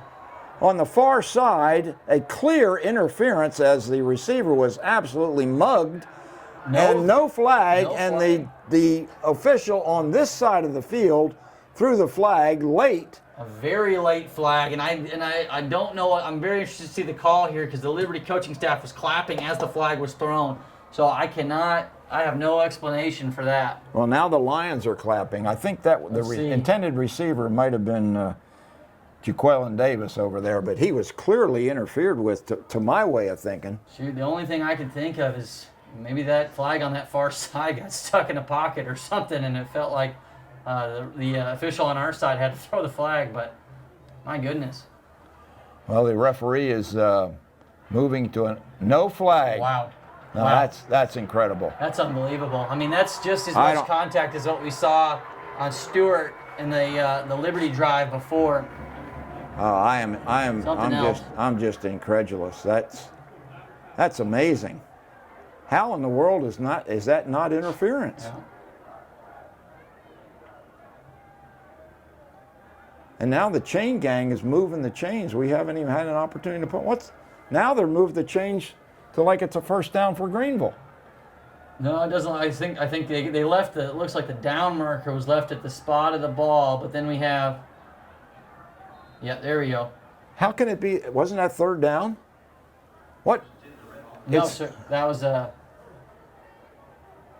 Interception by Caleb Leha on a pass from Luster, and the Lions get it right back anyway. What a strange series of events we've just seen here. My goodness. I thought it was 3rd and 19. Same did I. What? I wonder if for any reason they got the down and that one's unexplained, Bob. Maybe from our angle here and even our Great interception by Caleb Leha. Let's focus on that. Yeah. He climbed the ladder to take that one away from the receiver. My only thought on that previous play is it looked like because that down marker was moved, maybe that was a late interception. Somehow that ball came down, but we might have missed that one. Lions first down. Golly, with protection, throwing deep. There it is. He's got a man. There's another interference call, and again no flag. Receiver was clearly pushed in the back by a Liberty defender. That ball might have been deemed uncatchable, but at the same time, I mean that's exactly that play that we were looking for on 3rd down on the possession just beforehand, and it works there. You could see it really did work, and just that ball's up a little behind and over the head of. DeGarian Anderson was the intended receiver. 2 receivers either side. 2nd down now and 10. Golly gives it this time and quickly hammered down by Ajayi is OJ. I think he heard us. I think he heard us that we didn't call his name, so he had to show out there. Wow. Simpson gets put in motion to try to block him. I think the matchup there is kind of in favor of Ajayi, and Ajayi just triggers immediately as soon as he recognizes zone there and just makes the play in the backfield. Boy, that is a rude tackle by Daniel Ajayi. 3rd and 11. Ball spotted at the 37-yard line of Frisco Liberty. Golly drops back, blitz. Oh. And he throws it behind the receiver. Ajayi was in coverage on Nelson. Amarian Nelson running a drag there, and again just trying to sort his way through that traffic and that ball gets delivered as his eyes are away from his quarterback. But I think Ajayi would make anybody look up. You know. Could be. Yeah. Well, it's a very strange series here. Now 31 seconds. Yeah, 31 seconds remaining, and Coach Duke has decided just to take the 13-point deficit to halftime. Hunter Waters comes in for the deep snap responsibility with Andrew Ibarra standing at his own 48-yard line. It's a good snap. Ibarra gets it away, coming to the near sideline. Little coffin corner there. Good kick by Ibarra. Probably going to be marked somewhere around the 10 or 12-yard line, I'm guessing. Yeah, good punt right there. And we're actually going to get it at the 6.5. So 23 seconds remain. Hopefully not enough time for the RedHawks to do anything. That's the main thing here. Let's look for some prevent defense, and let's just make sure that we tackle and rally the ball. Let's see who's going to be at the helm for Liberty. Looks like Luster back in the game. Yeah, you can already see who's that, number 10. That's you already see Joel Luna. He's already about a good 25 yards back. Well, now he runs down, and they're going to play a bracketed coverage on Stewart again. And there's a handoff. Running back's got all kinds of room. That's Beverly. Beverly's loose. Oh, he's still loose. He's breaking tackles. He's up almost to midfield before Simpson finally brings him down. Good play by Simpson just to bring him down there. So you got to continue to pursue downfield, and that's why it's so important. It's a tackle that saves a touchdown. Clock stops on the first down, but Liberty Coach Sweeney is going to take time out, so preserve the 12 seconds that remain. It just seems like the Frisco running backs are just running free through the defensive line, Matt. I don't. Yeah. It seems that way, and I think again you respect that pass offense. That from time to time they still have the athletes that can run the ball in between. And again, they're not huge like we talked pregame. They're not massive up front, but it's just a matter of timing, and it's a matter of that balance. So let's see what happens here. I think that you may see. Let's see what we can get out of Keldrick Luster. Let's see what kind of arm he's got here. Better watch number 5, you reckon? Yep. Evan Stewart, rated as the 3rd best prospect in football in the Dallas-Fort Worth metropolitan area. Mm-hmm. And he's probably get pretty close to 8 or 9 catches tonight. We'll get that word from David Claiborne possibly at halftime. All right, here's Luster. Slight motion by Stewart. He's going a fly pattern, and instead they go short to McGarr. Again, 7 seconds there. That was a quick play. Only 5 seconds that were used on that quick little throw out. But Stewart draws the attention downfield, and McGarr just sits underneath. 2nd and 2. Luster takes the snap, finds Stewart, lots of room, and he steps out quickly at the 35-yard line for a first down. 4 seconds remain. Pretty efficient use of time here. Might see them trust the leg of their kicker. Who knows? You never know. I mean, we are in soccer country, so you might have a kid that has a strong leg for Liberty. Another timeout for the RedHawks. 27-14 here with 4 seconds remaining here in the first half, and the RedHawks trying to add to their 13-point lead, Matt. I think this will be our last play here, and I think the main thing here is make sure you get some long guys, some tall guys down on that goal line that ready to bat the ball down at halftime. You'd hate to see a late score. No question about the prevent defense. Sometimes a prevent defense prevents victory. Right? That's true. That is true. But at the same time, hey, let's just not see this lead extended into halftime. I think 13 is still a manageable number that coaches can go down and make adjustments to, and the kids can stay motivated. Yeah, that would be a real crushing blow for the Lions, who have had some tough moments just before half in previous games. A little pressure on Luster. He's going to heave it. It's going to be out of the end zone, I think.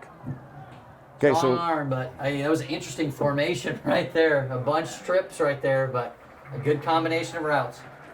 All right, so Luster's pass goes out of the end zone, falls harmlessly near the FC Dallas end of the stadium, where they have the seats painted white in the blue background.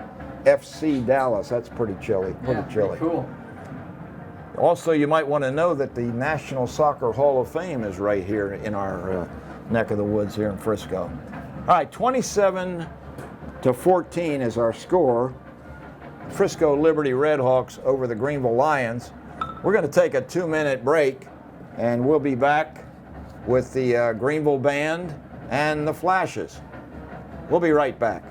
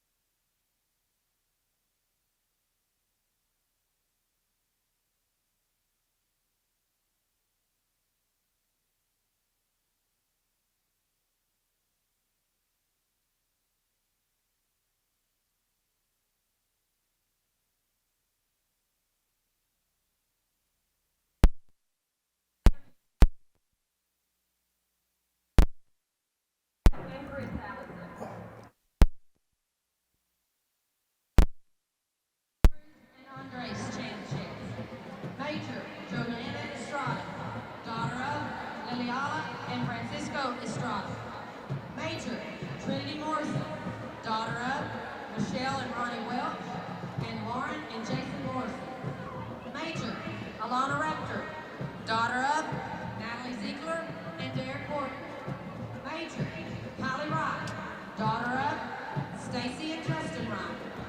Major Gracia Ramirez, daughter of Almond Nally Maldonado and Jimmy Ramirez. And Colonel, not performing tonight due to injuries, Stella Duke, daughter of GISD Athletic Director Head Coach Darren and Emily Duke. Outstanding flashes of the week are Leslie Ugalde and Zaria Vasquez.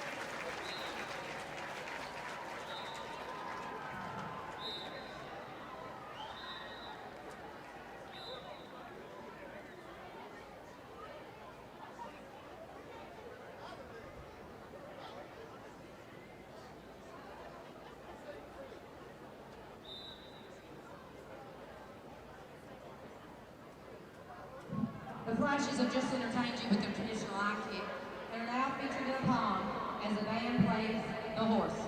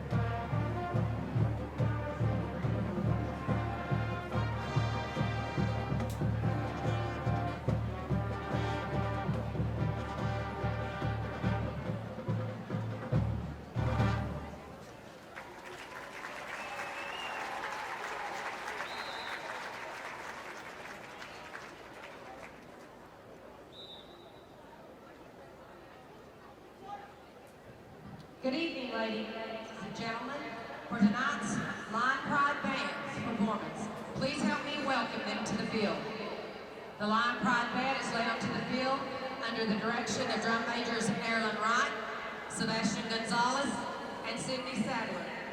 The Line Pride color guard captain is Caitlin Walker. Please enjoy the performance of Pride. The band shares music of Braun Litz and the band Queen in Rhapsody.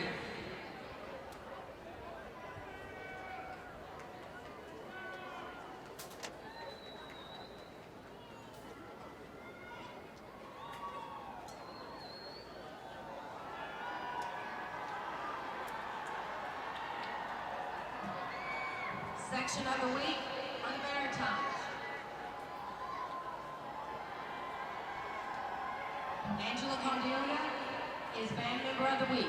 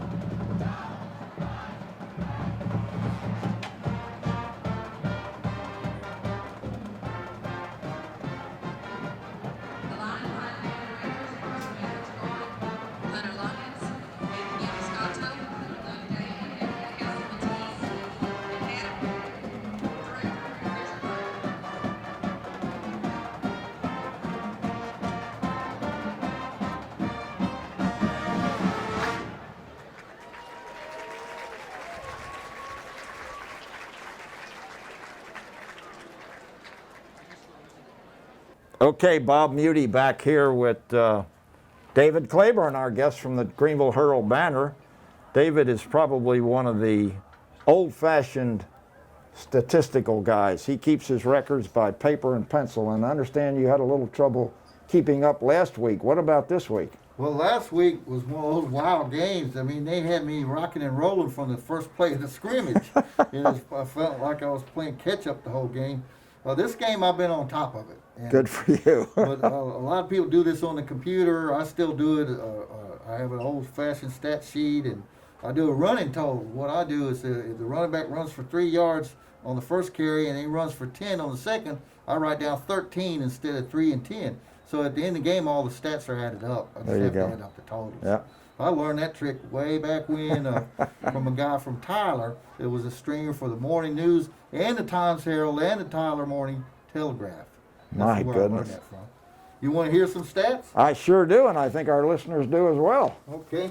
Here we go. Team stats. I've got Frisco Liberty at 18 first downs. Greenville with 7. Frisco Liberty is very balanced. 161 yards rushing, 165 passing, 326 total yards. I got Greenville Lions balanced. 104 rushing, 113 passing, 217. Kendrick Luster. Got him 1, 2, 3, 4, 5, 6, 7, 8, 9, 10, 11, 12. About 4. He's about 13 of 15 passing, 165 yards. He's run a couple times for 12 yards. The big guy to watch is that Evan Stewart, the 4-star recruit. He's drawn all kinds of attention from the Lions. Oh, yeah. And they're very physical with him. But that guy's got 7 catches, 98 yards. Okay, He's I thought all he that. had- I'm very impressed with that. Oh, yeah. Yeah, he's got some speed. And, Coach Duke had told me about him. On the Greenville side, I got Joe Galley with 1, 2, 3. Let's see. Got him 4 of 9 passing, 113 yards. O.J. Johnson, he busted out with a long run. I've been looking for that. When he was a junior high player, I would type in the game stories, and he had 4 long runs. Seemed like every week. And I've been waiting for one of these long runs. I got him a 61-yard touchdown run. That was fun to see, right up the middle. He showed the speed that he's capable of. I got him 96 yards on 6 carries. I got Hugh Pitts with 19 yards on 7 carries. He runs hard. Yes, he does. He's very physical. That's the main thing, both teams had some problems with the snaps early on those field goals. Yeah. We would have more scoring. But Liberty, they scored 50 points last week, and they're showing that they're potent again. And our Lions are moving the football. It's a shame they didn't get points in that one trip down the field with mishandling the snap and all that. But I'm with you guys on one penalty that wasn't called for pass interference. And then it seemed like the officials lost track of the down and the ball placement and ended up on the 40. If you guys were all mixed up, so was I. I think the officials are not going to grade out very well on that play when the supervisors take a look at it. Sort of looks like, I hate to say it, but Liberty's getting a little bit of home cooking, which we don't see much in Greenville. I've been watching this team 44 seasons. Well, Not a lot of home cooking in Greenville. Yeah, we're all prejudiced, but yeah, I almost used the term homer in that first half, but I restrained myself. I'm not but going to those say two homer, calls. but they definitely missed that pass interference call. There was a questionable call on one of the long passes. It might have been on the next play. Yeah, the deep route post pattern. Yeah. I didn't see it as a penalty, but some people might call it. In Greenville, that might have been a penalty, but on the road, you won't get that call. Right, yeah.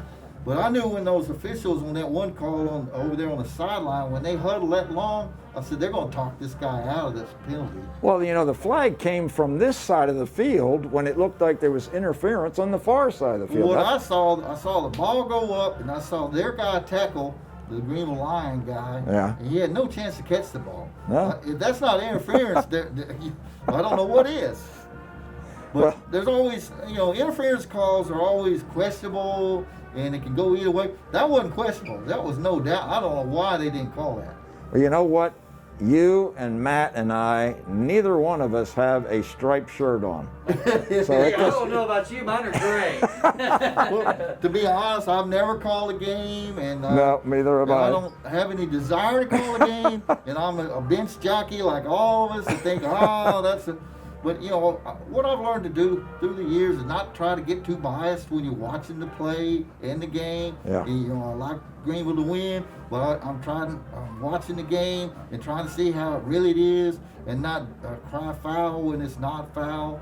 But that was a blown call, and Right. you see them. It Clearly. happens at every level in officiating. Yeah, and we're not to criticize the officials. And we don't, we're that's not our trying job. to. They're human beings, and it's not like the NFL. We don't have a replay, Right. and you can't go back up to the booth, which is good. You know, Yeah. the game moves on, and you just live with it.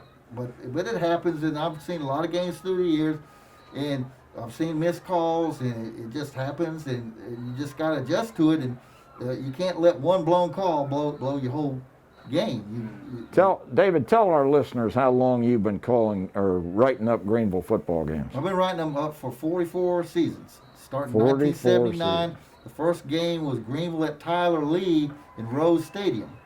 Oh, And oh the wow. running back was Robert Lewis. Wow. Robert Peter Roy Peter Lewis. Boy Lewis. And, you know, I went full cycle. His nephew, Miles Denison, was the big-time player for the Lions last season. And what an exciting player. Oh, you know, man. You know, I thought Robert was exciting, but Miles is a little more exciting because Miles is quicker than Robert. And Robert has a school record in 300-meter hurdles. He ran 37.3. Oh my goodness. Wow. And he can run a 4.540, but Miles is under 4.4. And Miles is quick and accelerates fast and has an unusual running style. I took photos of him in track and field, Yep.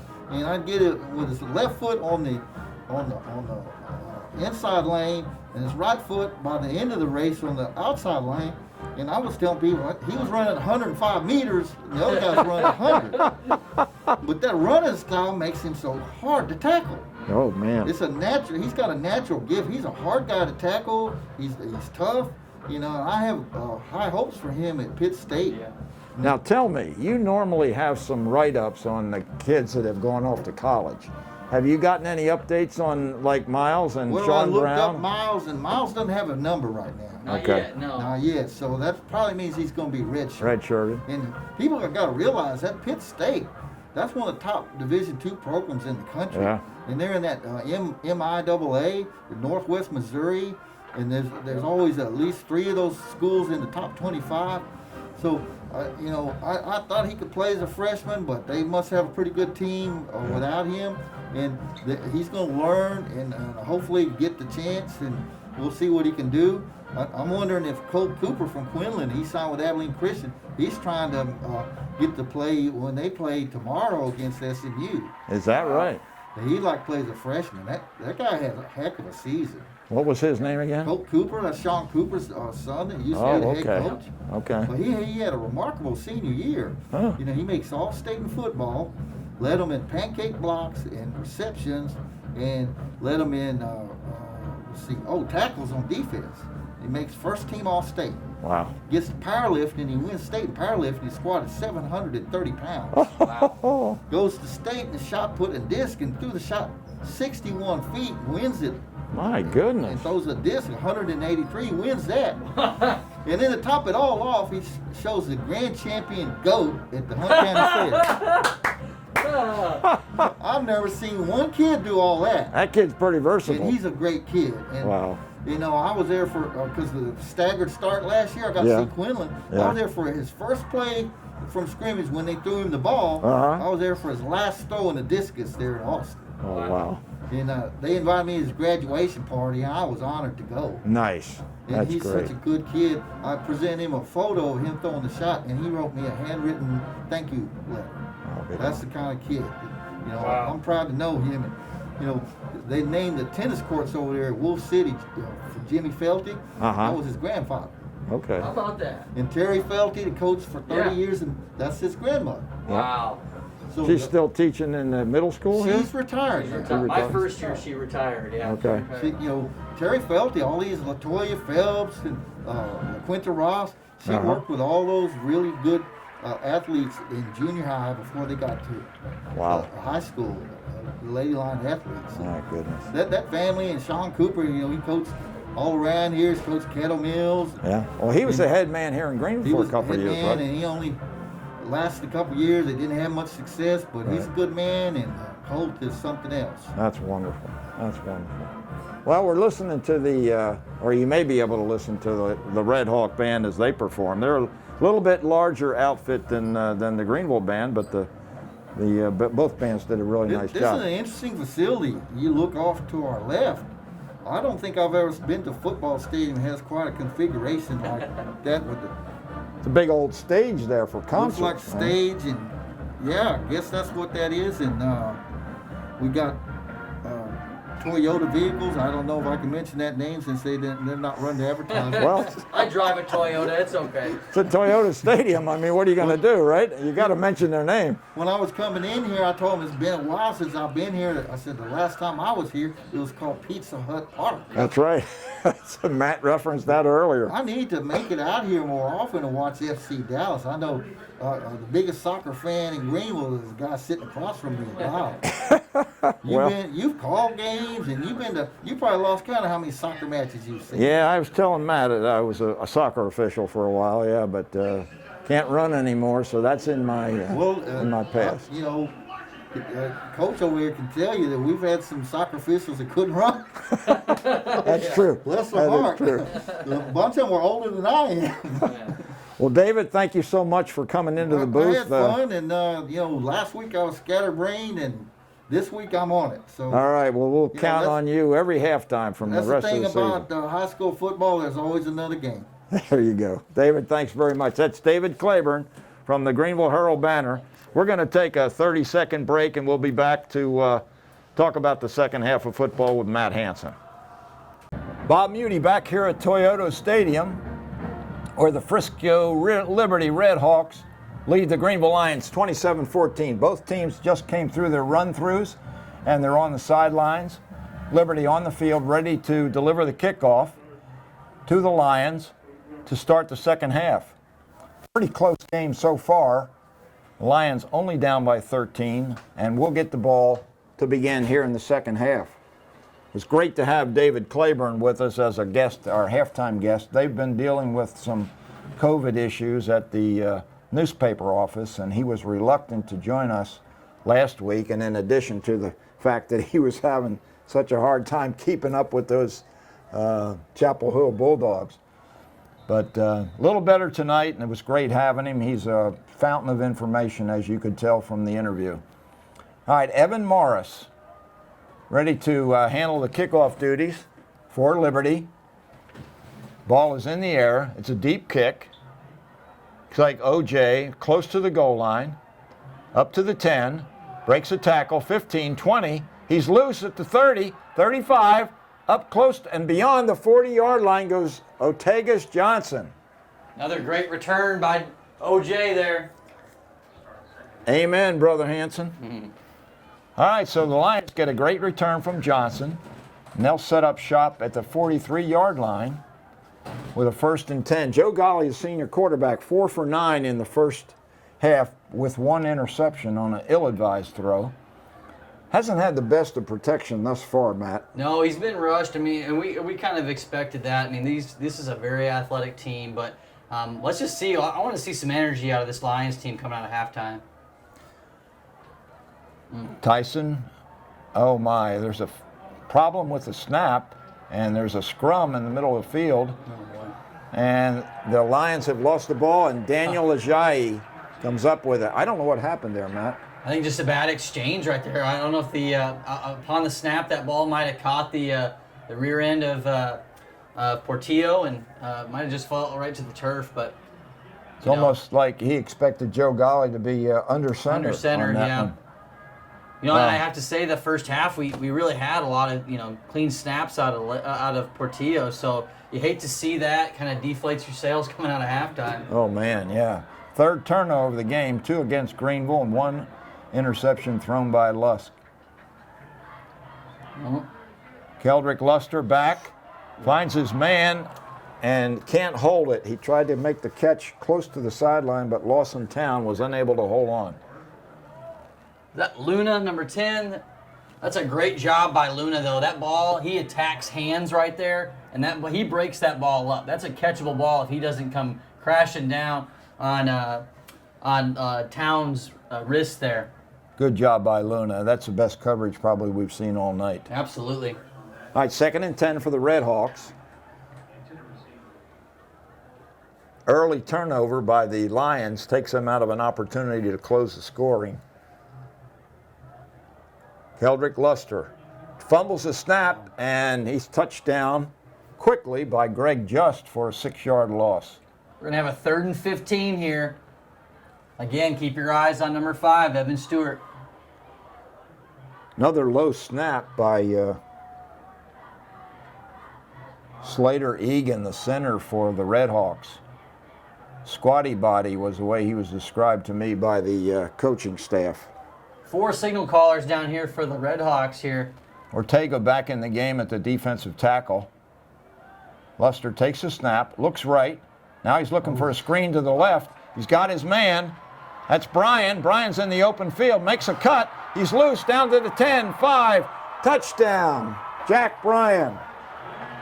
Little bubble screen or something, some kind of a screen pass. Very interesting play right there. Is a long developing screen.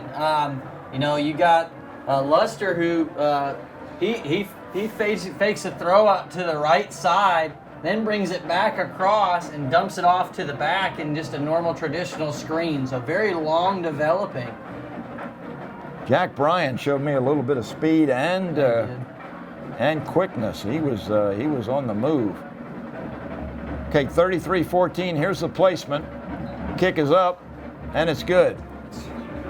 RedHawks extend their lead to 20 after the turnover by the Lions, the explanation of which we really don't have for you folks. It's just that the snap never really got very far from the center. And Daniel Ajayi, the middle linebacker, and probably a Division I prospect, fell on top of that one in the scrum, and the RedHawks convert. Yeah, Jack Bryan having a very good game. I mean, I think that's his 3rd touchdown this evening, and we came in talking so much about these names to watch, and he might be the one that's snuck up on us. He may have the best stats of the night, as you say, for the RedHawks. Is that him down there on the coverage team, too? No, that's number 34. 34. Sam Wennis here on the near side on the end of the coverage team. Guy we mistook for Bryant. But yeah, Bryan is he's a player. He is a senior running back and wide receiver, so he plays a little bit of both. Evan Morris on the kick. 10:48 remaining here in the second half. Ball goes out of bounds, so that'll be a penalty. Spot that at what, the 35? 35, we'll take that. A good field position for the Lions. Let's hope that they can take care of the ball a little bit better on this drive. That cost them 7 quick points when they had an opportunity receiving the ball to start the second half to close to maybe a 1-touchdown deficit. You just hate to see, a strong return like that by Otagus Johnson, and he just manages to, again, just a bad snap there, but let's see if we can't bounce back right here. Lion offense. Portillo, Robles, Bowers, Venegas, and Ibarra up front for the Lions. Snap to Golly. He's looking left. He's got OJ in the left flat. OJ breaks 2 tackles, 3 tackles. Very close to first down yardage. Yeah, good little swing by. I don't know if that was OJ there, Bob. I think OJ was down here. Again, we got jerseys kind of crumpled up. That appears to be number 8 right there. That's is that Kadarian Johnson again? Good call, Matt. It is a first down. Handoff this time. Good move by OJ.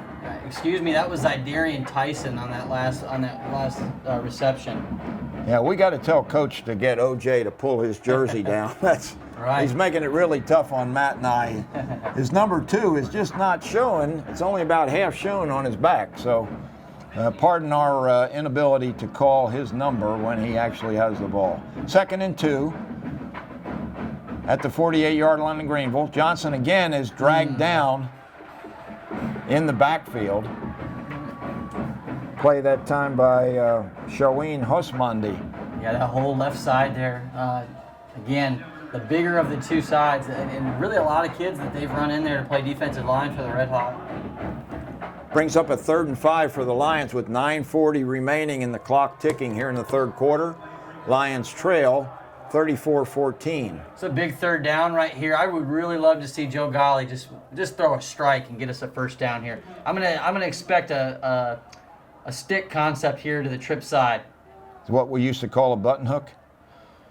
Golly takes a snap, has room. He's got a man deep. He's wide open, and the ball is underthrown. Ball was just thrown inside there. I really thought that the Lion receiver there, who appears to be Marion Nelson. Nelson, I think that ball, he just doesn't see it and doesn't adjust until it's too late. Yeah, I was about to say, falls at his feet. The ball looked like it might have been catchable, but he didn't just react to it, and consequently it falls harmlessly to the turf right at about the 10-yard line. That was an opportunity for the Lions for a quick strike. Okay, so Ibarra in punt formation. Gets a good snap from Waters. Barely gets the kick away, a lot of pressure, and it's a short kick. Goes out of bounds on the far side, somewhere between the 30 and 40-yard line of Liberty. Again, only the 2nd punt we've seen tonight. And protection just by the people up front just wasn't there, Matt. Wow, I think we only saw about a 15-yard Yeah, and you can't put that one on Ibarra. He's been punting well all season long. He's got a really strong leg, but that time he was just under. In fact, that ball might have been tipped. Hi, Keldrick Luster, junior quarterback for the RedHawks, standing on his own 28-yard line. Looks this way, finds Stewart. Stewart with a stiff arm. Almost stepped out of bounds, but KD forces him out. Yeah, a little pre-snap I picked up there. It looked like that Luster signaled. He kind of threw his hand in his face, almost John Cena-esque, like we used to with the Greenville offense over to Evan Stewart. Kind of a pre-snap little communication, and they slung that ball over there quick because of the depth of the corner. It's a 2nd and 3. Yeah, Stewart is so dangerous, and they've given him so much room that if he gets the ball with any kind of room at all, he's going to make a 1st down. Great play. Oh, nice play that time. Is that Jalen Maps again? Maps. What a play. I mean, all across that line right there, it looked like, was that Greg Just on that far end that just blows up? No, that's 22. I'm sorry, that's Jackson Cathy. Blows up the lead block by the back right there. And then Jalen Maps is able there to throw his whole body, make a play, but it comes up, looks like a little bit tender there. Maybe a cramp? Let's hope. That's all we can do is hope. Good play, good combo play by Cathy and Jalen Maps. 5-yard loss. The handoff was to Lawson Towns, and really nice job by the Greenville defense. Maps just knifed in there and made the tackle for a loss. So it'll be a 3rd and 9. Tell you what, you lose Maps there. That's Maps already slides down into the left tackle position for Grigsby. Ortega playing left end. Could be a big loss. Let's keep our eyes on that. Yeah, Grayson Rapp in the game at defensive tackle now for the Lions. Luster drops back. He's looking short. He finds Stewart. Stewart's got a 1st down, and he's loose down the sideline, showing his speed. He outruns Micah Simpson, and Joel Luna is able to force him out of bounds down inside the 30-yard line of Greenville. Boy, he's got some quickness. Luster, and he's tapping his head now. He needs a break there from himself. He's still running so much. But I tell you what, Luster had multiple options there too. I think he thought Stewart even, pre-snap. He thought Stewart all the way there. Stewart had one of those neck gaiters on in the 1st half, but I noticed he's taking that thing off. It's a little too hot for that kind of an operation. All right, 1st down for the RedHawks. Luster hands off this time to Beverly, and Beverly is swarmed under as Cathy has moved into almost a linebacker position. Yeah, he's kind of rolled down there. When the the Lions decided to go 3 safeties. He almost plays more like an outside linebacker there. So, really it's still like a 4-2-5 look by the Lions defense, but he can play that roll down safety. Looks like he might be calling the defensive signals too, Matt. He could be communicating coverage. All right, Luster takes the snap, fakes to Beverly, has plenty of time. Now Leha's chasing him.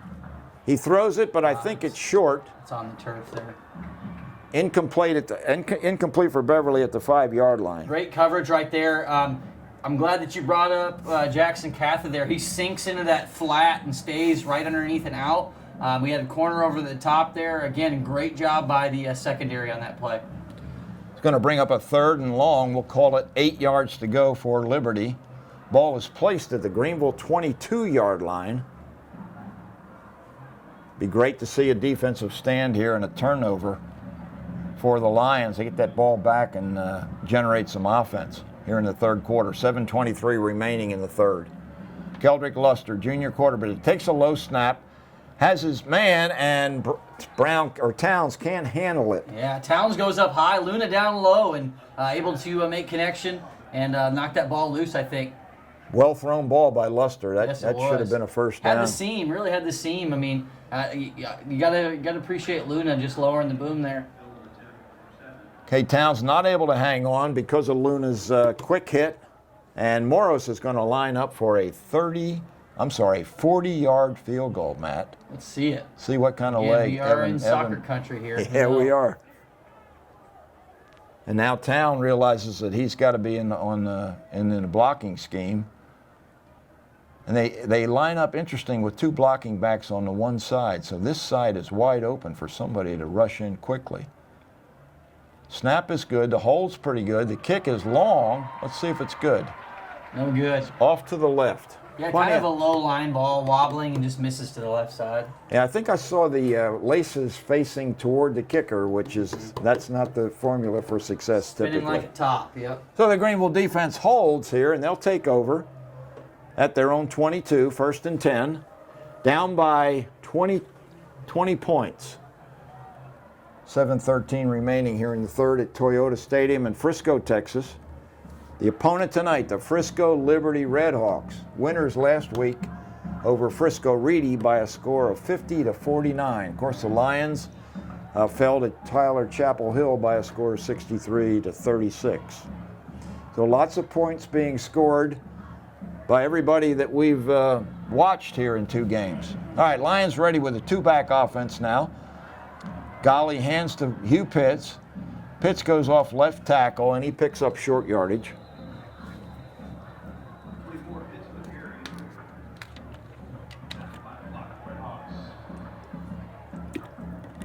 We'll call it a 3-yard gain for Hugh. The June bug. He's been the June bug for as long as I can remember. Yeah. We got to see if we can't turn the June bug loose. We'll call it 2nd and 8. Ball on the 24. Again, 2-back offense. A little bit more of a running threat. Golly takes, he's looking downfield. Short pass is dropped by Pitts. Yeah, really, Pitts just kind of turns his head upfield and looks to, make a move before he secures that ball. Yeah, that's a tough mistake for Pitts because he had a first down easily. Hey, I'll say this: what was interesting, Bob, is between game 1 and game 2, it almost felt like Pitts was the premier back in game 1, and now it feels like OJ is the premier back in game 2. So it's nice to have that balance between those 2 guys, though. Yeah, and OJ was a little bit nicked up. He came off the field early in the second half last week. Pitts still in the game. Golly back, looking deep, and throws, and it's intercepted. It's Will Jackson. He's still moving down inside the 30-yard line of Greenville. Another turnover.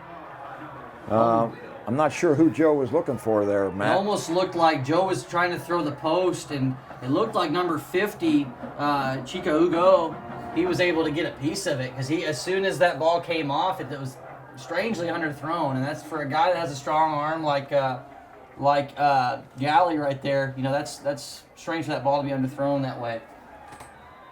I was looking at the replay Yeah. to see if we might have been able to see whether or not that ball was tipped. In any event, a turnover gives the RedHawks great field position once again at the 26-yard line. Handoff to Jackson Frazier. Frazier is loose. He's inside the 10. He dives. Ball gets loose as he was crossing the end zone. It is a touchdown signaled. I think he broke that plane before the ball came out. I'll say this, that offensive line, they created a massive gap right there. Greenville's defense just unable to hang with the offensive speed and quickness of that offensive line. Yeah, some tackling in the secondary was just bodies. We were throwing arms and no real wrapping up there. 40-14 before Moros's attempt at the placement. Kick is up. This time it's perfect. Evan Moros converts. 41-14. We got a reversal of numbers on the scoreboard, and Greenville's on the wrong end of this one, Matt. Yeah, 14 unanswered points right here in the second half. And again, I was just thinking, hey, one score right here, first 5 minutes into the second half, and now, again, 2 quick scores.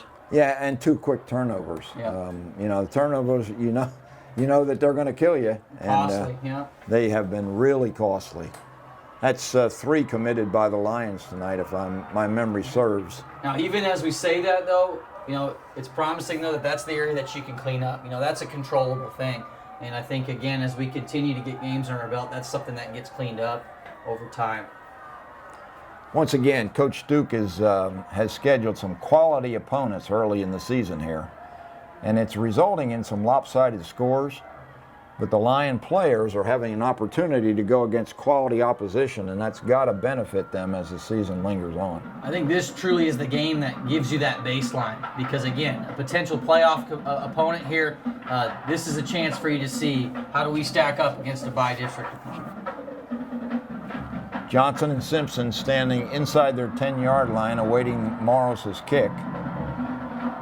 This time it's a short one. It's taken by Jaqueline Davis on the far side, and he is smothered after a pickup of just a few yards.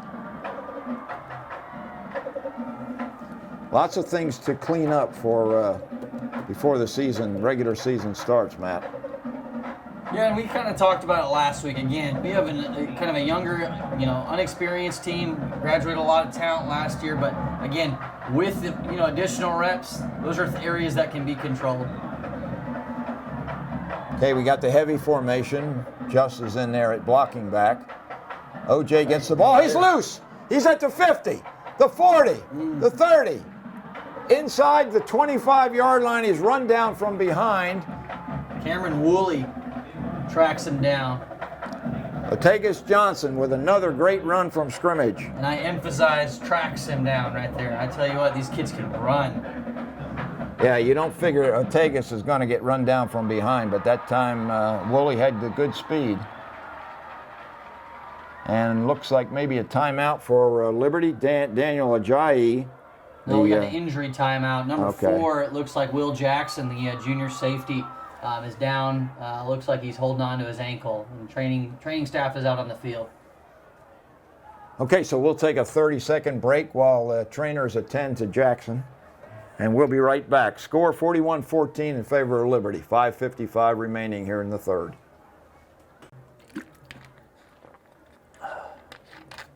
Boy, I'm glad you bought this water, Matt. It's hot up here. Not as hot as if we'd had those windows open. That's true. I'll give you that. I'll give you that. We could be calling this one from the stands. I shouldn't complain.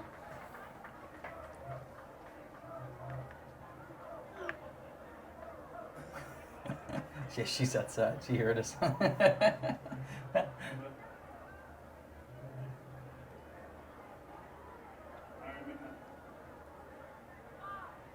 Sorry about that, Rebecca.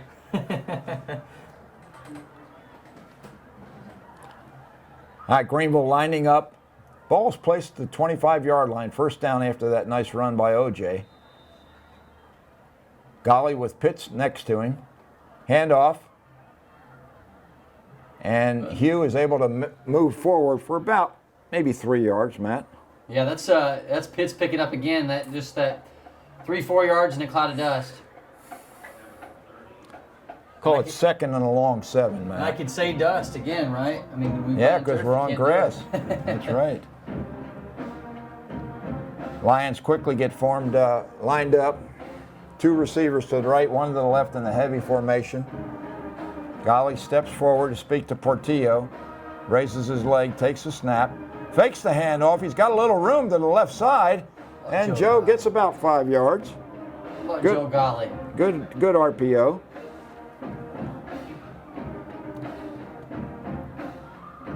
He didn't fake me out that time, Matt. Not that time. But I'll say that was a good read by Joe, though. Again, he picks up another 4 yards there. 4 down territory here. The Lions have third and we'll call it a long 4. Ball spotted at the 19-yard line of Liberty. Hand off to OJ. OJ's got a little room off left tackle. Actually, very little room, Matt. It's a great play by the Liberty defensive front. You know, they stay as being blocked, they're able to hold their ground, and OJ just looks to cut up and runs right into a wall. Yeah, that hole closed real quickly. So Johnson's limited to about a 1-yard pickup, so it's 4th and 3. Lions really need a conversion here, Matt. Golly takes a snap, fakes to OJ, has his man, and he overthrows Just in the flat. And that'll be a turnover. Yeah. Just gesturing for a call to the official on that side, just getting tugged on from behind. But just a little out of reach, and again, he had a linebacker just underneath there, so Joe had to kind of put a little touch on it, but a little out of his reach. Interesting change in positions for Greg Just. He was an offensive tackle last year. Yeah. This year he's playing tight end H-back, so that's the first time he's been targeted in the 2 games that we've seen thus far. Sure, filling in for where Michael Surface was last year. Exactly. I mean, again, kind of a similar build, maybe not quite as big as Surface. Okay, Turner rundowns, gives it to Liberty. Keldrick Luster takes a snap, quick pass out to the right to Evan Stewart, and Stewart is tackled by Micah Simpson after about a 4-yard pickup. Looked like Jackson Cathy there. He closed in pretty quick too, and helped Simpson make that play. Well, these Quick 2 reaction guys, by Cathy. yeah, these 2 guys are 2 of the better defenders. Yeah. And now Simpson comes up a little bit gimpy, so he's replaced by Waller. 2nd and 7. Quick throw again this time. Nice. Out to the left. And a host of Greenville tacklers bring down number 21. I tell you what, that's 21, Chris Johnson.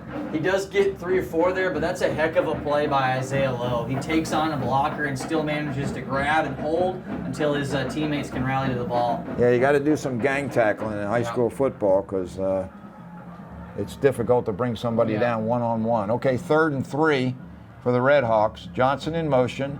Luster fakes to him, and he goes off left tackle, and he could have run his pickup truck through there. Mm-hmm. He sure did. Again, just looked like right there you saw just a little pro right there, so a power read option. So fake to that back, that motion to that slot receiver, and then follow that offensive lineman. Ryan Stolting and Aaron Rodgers providing a big hole for Luster that time. 1st down, again, Johnson in motion. Oh, we got a man wide open. It's Stewart, and Luster hits him, and that's 6 points. That's an easy one. How about that? Evan Stewart. And Evan's putting on a show down there in the end zone. He's been watching a lot of TV, Matt. Hey, and I'll say this. I mean, he's apparently a big social media following. So a guy that looks to a profit when he does become a college athlete. Yeah, that wasn't the greatest throw in the world, but he was wide open by about 15 yards. He was. Again, defense just kind of bites there on the sweep, and he's in the slot position and finds himself in the seam all alone. Morris's kick is good. 48-14, RedHawks. We'll be back in 1 minute for the kickoff. I don't imagine they'll kick it to OJ. We'll be back.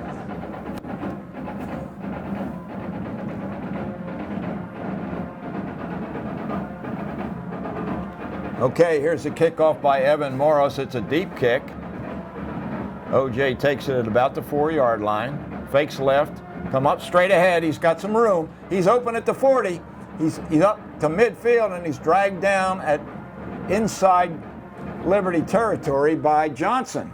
I tell you what, we're going to have to get back with David Claiborne again and just see what type of return yards Latavius Johnson has had tonight. Plenty, yes. Well, and I'm glad that you say plenty. Plenty enough to put us in position to score. So, it's the job of that offense to execute after these strong returns. Yeah, we got to get a little bit more efficient in the passing game. I'm not sure whether it's a protection issue or a receiver issue or a quarterback issue, but something's just not clicking right now, Matt. Here we go, 1st and 10. Ball at the 48-yard line of Frisco Liberty. Hands off this time. Johnson has some room, and he's dragged down after a pickup of about 7 yards. Yeah, another good run right there by Johnson on the zone. Jonathan Wallace on the tackle for Liberty. 2nd and 3. Ball at the 41 of Liberty. OJ next to Joe Golly. Trips left. Golly gets a good snap. Hands to OJ. Wow. Puts a foot and fumbles the ball. Yeah. And I think Frisco's on it. That may be number 53, Dixon Addo, on the reception. And OJ a little slow getting up. Slow getting up, lost his helmet there. It looked like as soon as he cut, that ball just kind of caught, somebody was managed to get a hand in there and strip that ball out, but comes up limping. I know we had kind of talked about it. He was dealing with a thigh bruise coming into this week. Maybe re-aggravated that bruise a little bit. Well, the turnover bug has bitten the Greenville Lions here in the second half. That's turnover number 3. And boy, it didn't take Frisco long to jump on top of that one. So after a promising start to the drive, the Lions turn it over, 139 remaining here in the third quarter. McGarr back in at quarterback. Hands to Beverly around the right side.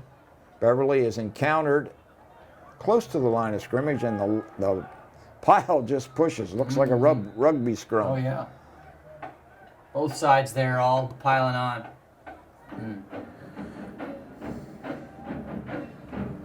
I'm trying to check that number down. It might be number 26. No. They don't have a 26. Good to see Simpson back in the game there at corner at the top of the screen. For sure. New center for Frisco, as well as the quarterback, Clark McGarr, who we saw earlier in the first half. Appears to be a very adequate backup for Luster. Yeah, as a senior, nice to have a senior backup. Hands off to Beverly, and Justin Fisher wraps him up after about a 4-yard pickup. Yeah, good play by Fisher there. Kind of corrals, but still strong enough to sling him down. Fisher's a pretty big boy down there. I don't know what his stats are, but he's got some girth. I bet he gives you, kind of the ability to play multiple positions there. And remember, he's starting in place of Gage Blue. Yeah. 3rd and 4 for Liberty at their own 43-yard line. McGarr takes a snap, hands off, and the Lions have got this one figured out. You got a different look right here out of the Liberty offense. Now it looks like they got their twos kind of in the ball game, but a different offensive formation. You got a heavy set with a gun split back. And Isaiah Lowe just knifed in there from his defensive cornerback position here at the end of the third quarter, and will force the first Liberty punt of the evening. I think we might see a little less of the Liberty athletes there offensively. I see Luster and Stewart are catching up on the sideline. Well, Coach Swinney has decided that he's going to protect his first teamers and get them ready for next week, rather than take a chance on injury. And with a 34-point lead, I got to agree with him. Can't blame the guy, yeah. So that third quarter, I guess we saw 24 I'm sorry, I take that back. I see 20 unanswered points. Yep, 21 21 unanswered. And pretty much turnovers, all turnovers. Absolutely. Okay, so the punt formation for the first time for the RedHawks tonight. Got 3 blockers in front of the punter. Oh wow! You better hope that they don't have too many punts, because that snap looked like it went about 10 yards up in the air. That was not a good deep snap. That snap went about as high as the punt did, because that ball came off, had a little pressure, and it just spun off his punt. Yeah, Sam Winnis was the punter, and after he fielded the snap, he got off a short kick. So the Lions have good field position.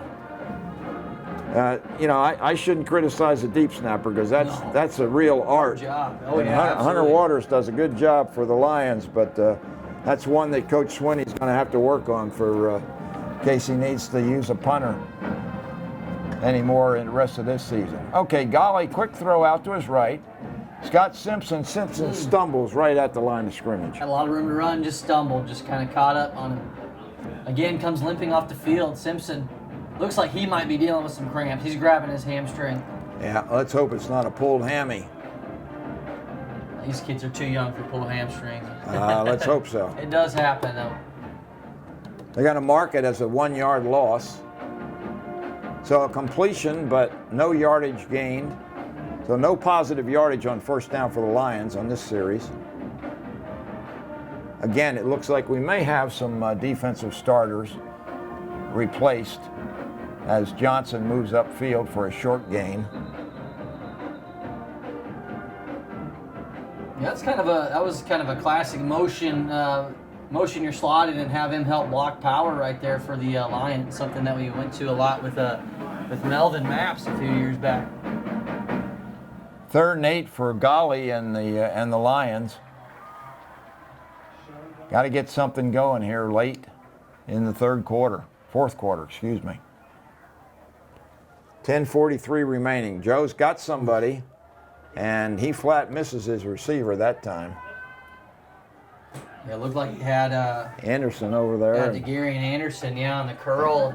Really good route. Just the ball was thrown outside shoulder. Well, you don't know. You don't know whether he might have just been off by that yard or so, and Golly was expecting him to kind of hook up a little bit closer to where he threw it rather than leading him. Yeah, I know that. Hey, I know Coach Harris. He teaches that route at 12 to 10 break. So 12 yards, you shut it down, and you come back to 10 to catch that ball. Lions with 5 guys in the backfield, but nothing is called. A lot of pressure once again on Ibarra, but he gets a good punt away. It's taken by Town. There's a penalty on the play. He may have signaled for a fair catch and then decided to run. What do you think, Matt? May have been right there, Bob, but it looked like that the flag was thrown more so down into the direction of his teammates blocking for him. Holding against Frisco Liberty. So that'll negate that run back by Town. That's a spot foul, so wherever the hold took place, it's going to be a 10-yard penalty? Looks like it's going to be spotted right where the returner caught that ball. So again, a good punt. We're going to spot the ball at the 33-yard line of Liberty. And we do indeed have some new numbers on the field for the RedHawks.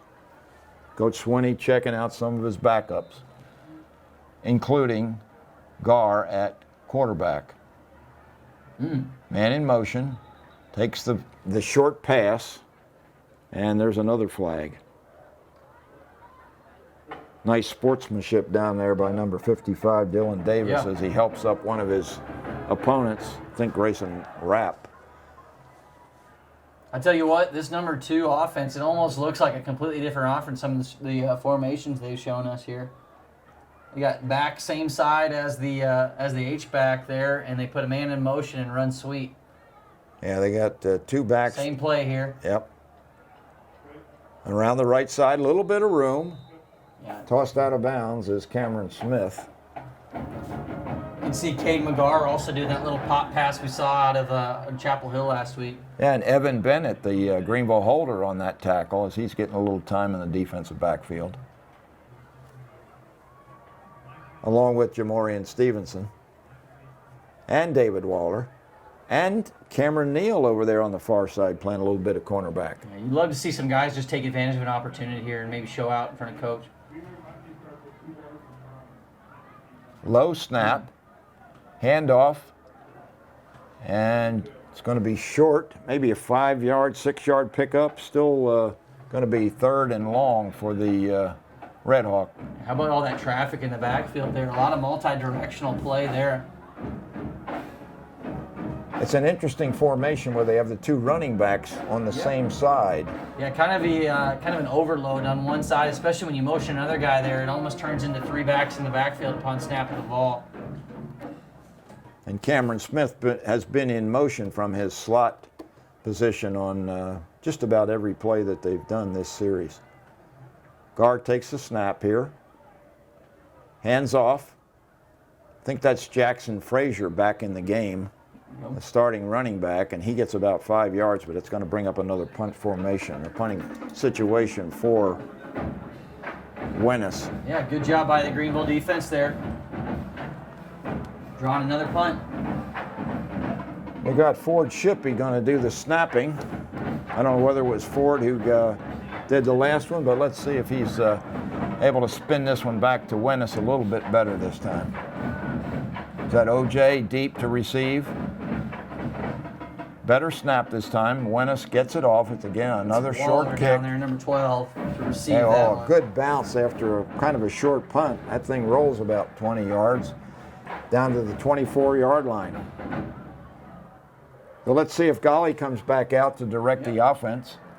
Yeah, Golly's still in the game here to lead the Lions offense. Needs a little confidence builder here. He sure does. He's had a rough start tonight. I tell you what, Joe Golly he's a great competitor, and he's a very emotional kid too. So you'd love to see him in this ball game with some big plays. Kind of build himself up and get ready for another week to prepare for Carrollton Ranchview. Bulls on the 23 of Greenville. 8:48 remaining in this one. They trail 48-14.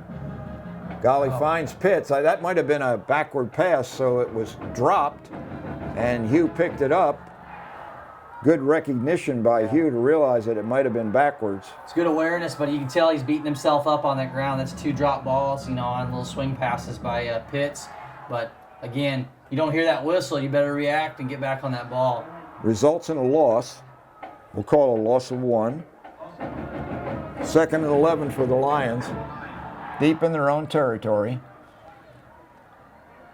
OJ in the backfield now with Golly. Takes a snap, rolls left. Has his man. It's Zy Tyson, and Zy's up, I think, for first down yardage. Yeah, I'll say this. It looks like we got another little variation of the of that flood concept out here, and again, that's been a go-to favorite for Golly. I think he likes that comfort of having that extra time when he rolls out and delivers the ball on the run. Correct me if I'm wrong, Matt, but it looks like maybe Zy Tyson has become the favorite receiver. I would say for so. Golly. He's a returning guy. He's played since he was a sophomore on the varsity in the receiving corps. He's learned from some of those talented guys they had last year. He's a big kid too, very good size. I wouldn't be surprised if he's the type of kid that gets some looks for an opportunity at the next level. Got Jaquelin Davis here on the left side. Golly's looking for him. Yeah. He's going deep. Davis is open. He's got it at the 30, 25, 20, 15, 10, touchdown. Jaquelin Davis with a beautiful ball from Joe Golly. That's exactly what I'm talking about. That's the type of play that builds that confidence in Golly. And I'll say this, we've been watching that sprint out throw that we just discussed the play before, and we set up the backside post. And it's always a killer. It's a good route. I think we used to nickname that play the X because it was named after Des Bryant when he used to throw up the X. Well, it worked. Whatever it was, X, Y, or Z. We'll take it. Great throw and catch. Golly to Jaquelin Davis. So Archer O'Neill, after a long break, gets a chance to try yet another extra point, and he's successful. 3 for 3, really. that goes to show the arm strength and really the ability that Joe Golly can give you when he has that time. And there we get to see a nice replay up there on the scoreboard, on the video board. It's a great feeling when you catch that ball and you've got nothing but green between you and the goal line. You know what's great is with these big jumbo screens, I used to always remember watching, you know, of all teams that stand out to me were the Atlanta Falcons. They used to talk about in the old Georgia Dome that as they'd run down, they'd watch themselves on the video screen and make sure no one was there to catch them. So kind of fun for the receiver there to do that for the Lions. Yeah, on the scoreboard right now, they've got pictures of the opposing team's helmets, and that's really cool. Liberty uses the state outline behind the big red L, and of course the Lions have the big Georgia G or the Green Bay G, whichever you want to call it. I guess it's the Georgia G. More of a Georgia G. Yeah. You know, it's funny is if you actually look close enough. I got a weird kind of logo type of attention, and you can kind of tell there's a little bit of a difference between Georgia and Green Bay. Well, certainly a difference in color. All right, so Archer O'Neal, ready to let it fly. 48-21 now.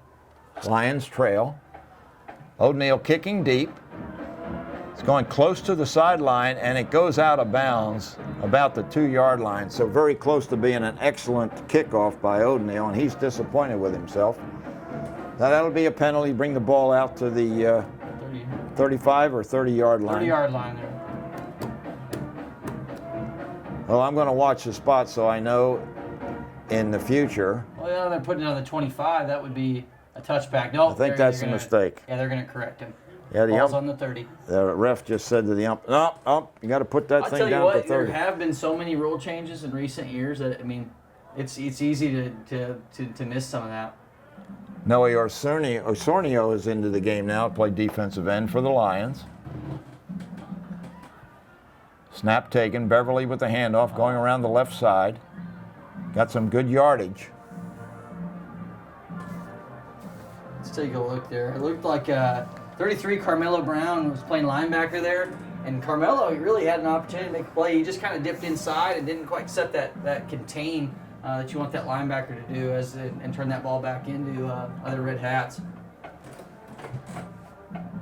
Some other guys getting to play in addition to Evan Bennett. Looks like Ashton Burke's in there now for the Lions at a linebacker spot, number 59 here on the near side. And Damian Lewis getting a little cornerback work. Little confusion in the offensive backfield for Liberty. Beverly once again gets the handoff. Tackle Cade by your McGarr. safety there coming down. Yeah, Cade McGarr doing a nice job, really adequate job as the backup for Keldrick Luster. That's a first down for the RedHawks as that offensive line's beginning to get some traction. And I think that was Jamorian Stevenson coming downhill there, number 11 to make that play from safety. When your safeties are making a lot of tackles, Matt, that's not a good sign for your defense. It's not good, or it tells you that your safety's very fast and can come downhill, so it could go either way. There you Tell go. that to Troy Polamalu, right? There you go. The man with the hair. All right, 1st and 10 for the RedHawks. Once again, a handoff. Running back coming to the right. Hanging on. That was Stevenson hanging on, I believe, to Jackson Frazier.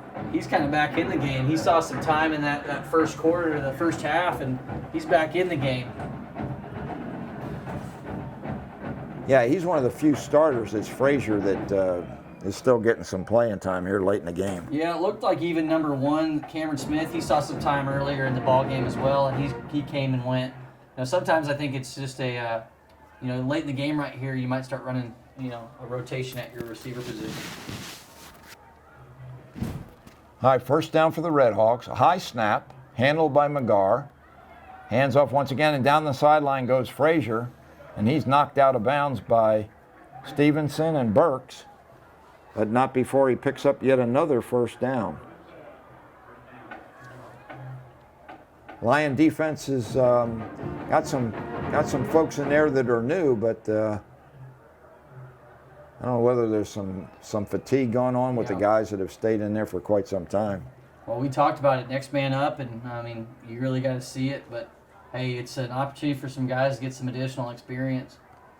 First and 10 for Cade McGarr. Takes a snap. Hands off, left There you tackle. go. Big hit over there by Bryson Maps. Yeah, Evan Bennett also there to make contact, and then Maps there to clean it up. Yeah, rude welcome for Caleb Forte on his first carry of the night.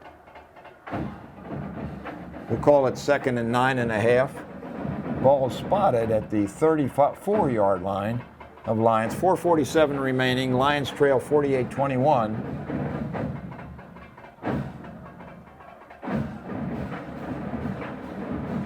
Liberty's second unit looking to push one across. Hand off to Forte again, and Caleb Leha's got him collared after a short pickup. Yeah.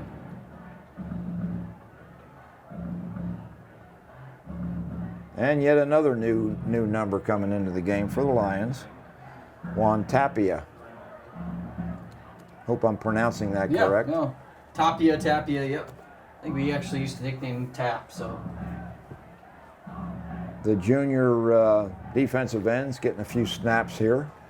So I think Coach Duke's used just about everybody tonight, and that's a good thing. Yeah.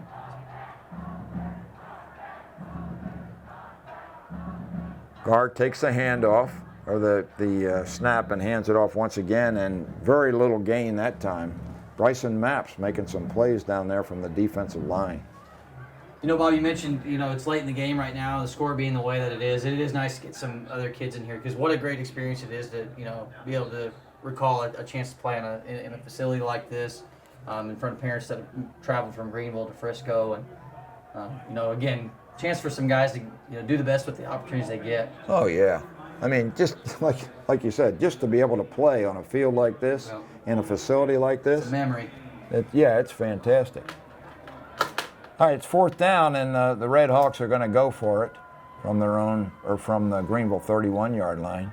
Cade McGarr drops back, throws, and a little bit short, looking for, is that, that's Preston Irvine out there. So turnover on downs will give the ball back to the Lions, and now have 2:58 to operate, see if they can maybe stick another 6 on the board. How about Connor Martin? He creates a little pressure there, and he forces McGarr to have to throw off his back foot there, and that's really what creates that incomplete pass. Connor Martin, younger brother of Sam Martin, last year's starting center, and Joe Golly and Tegas Johnson will be in the backfield with receivers on both sides. Golly has room now. He's scrambling. He's under pressure. Nice job of scrambling, and wisely throws the ball away. That's a good job by Joe Golly. He was definitely under some real pressure. That was some outstanding awareness. He had a Liberty defender just barreling down at his 6 o'clock. He steps out of the way, creates time, and even has the muscle to force it out of bounds just beyond the line of scrimmage. Not sure who he was looking for. It might have been Davis downfield on a longer pattern. Again, Davis split to the left. It's Micah Simpson. He's got a short pass, and he's up to the 40-yard line. Good strong throw right there on a quick little out to number 3. I'm telling you, I just got deja vu. That looked like Miles Denson catching that ball. Yeah, Micah Simpson didn't have number 3 last year. But I'm telling you, there are moments where he looks the same size, is that same type of physicality and type of runner. OJ gets the handoff, and he cannot make it to first down yardage. So this will be a 4th down and very short. I can't imagine that Coach Duke will punt this one away. Matt, what do you think? In your own territory right here, you'd hate to set them up for another possession, but let's see what this group can do. Yeah, this is where you got to show some confidence in your offense. Absolutely, and really a lot of our starting guys still in the ball game. This is a good chance for them to have some practice at a big time down here. Yeah, definite gut check here. 4th and 1. Oh, boy. Is that a procedure penalty? Oh. Yep. Well, that'll make it interesting. Now, will they go for it on 4th and 6? That's the question. 1:45 remaining. I'm not sure I wouldn't go. Leave it in the hands of Joe Golly. Yeah, I think so. I think, and then you kind of, ball's turned over here, you're looking at probably Liberty running the clock out. Yeah, defense has been able to hold Liberty's second unit, so. Golly, as standing at his own 30-yard line, takes a snap, Slant has there. his man intercepted. Nice job on defense there, just read very well. And the runner is into the end zone for a touchdown. Wow, that was a really good read by Thomas Jackson as he read the quarterback's eyes and stepped him right in front of Jaquelin Davis. Yeah, and really, I'll say this, that bubble slant, anytime you run that play, you kind of got to check both sides. It's a pre-snap read to see which side you're more comfortable with. It's mirrored on either side. You hate that you throw it to the near side of the field there because it's a little less room and a little less space for your safety to have to cover. And just so happens he steps in front of that ball, and again, another score for the RedHawks. That's a really, really good read by Thomas Jackson from his safety position, and a great run after the catch for a touchdown. Morris converts, brings the score to 55-21. So the RedHawks put up half a century again. And boy, what good downfield blocking. We're looking at the replay. Great downfield blocking on that interception return. Hey, I'm telling you, those number twos, those guys that don't get an opportunity to play a whole lot, they're hungry for the end zone. So absolutely, he gets his opportunity there. Yeah, that's big time. Big time. Jackson's only a junior too, so that makes it extra special. When you get an interception, that's great in itself. But when you take it back for a pick six, that's really, really big. So, you know what, Bob? I actually wanted to share with you this just over this last week. Had a chance to see some highlights of Tyrekus Davis. That might ring a bell to some people. He played corner for the Lions 2 years back. He's playing for Navarro College, and he had 2 interceptions in their shortened spring season. So he's excited to be a contributor to the Bulldogs defense this year. He was a great defender. That just reminded me that seeing that number 9 step in front, pick the ball off, and score a touchdown. That just reminded me so much of Tyrekus Davis. Yeah, we called his number a lot with the picks last year, and several pick six if my memory serves. Oh yeah. Okay, so the Lions on the short end of a 55-21 score, 1:22 remaining. That's 3 picks tonight for Joe Golly, so he's not having the night to remember. That's good. Low squib kick over the head of Zy Tyson, picked up. That's Simpson or Johnson? Simpson, I believe. Yeah, that's Simpson right there. Again, I'll say this. Well, I'd say our special teams, our strength is definitely our return game. We got kids that, just about anywhere that can do a lot with the ball when it's kicked to them. Yep.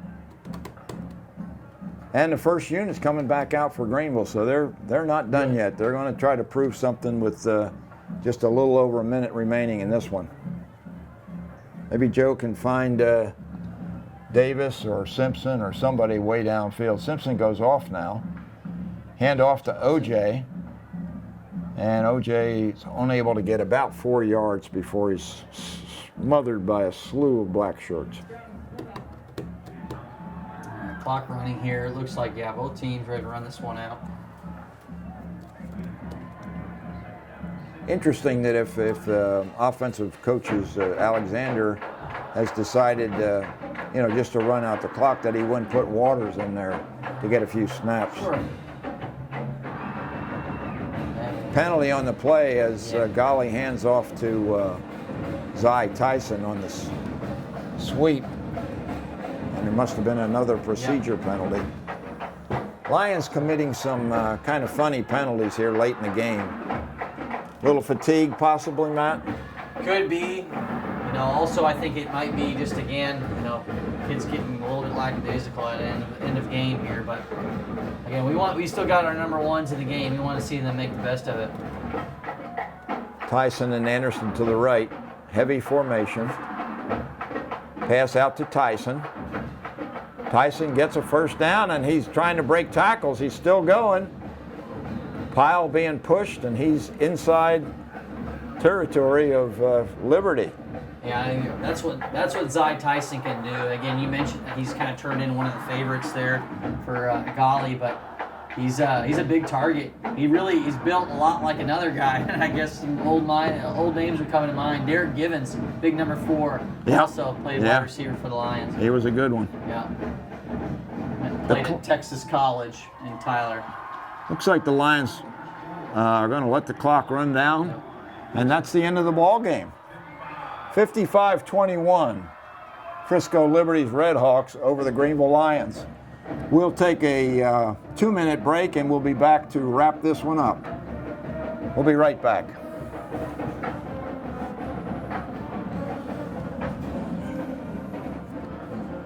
Oh, man. It's a tough one. Yeah. Tough one. Yeah, that was lacked a little bit of execution. That first half, it came out so hot. I mean, playing well, and defensively we played well in that first drive. It's just getting turnovers. That's what it was. Yeah, I don't think coach is going to be too happy with this performance because I don't think they were that much better than us, frankly. No, I really don't. I think they had some playmakers here and there, but I don't think. Again, that's a game of turnovers.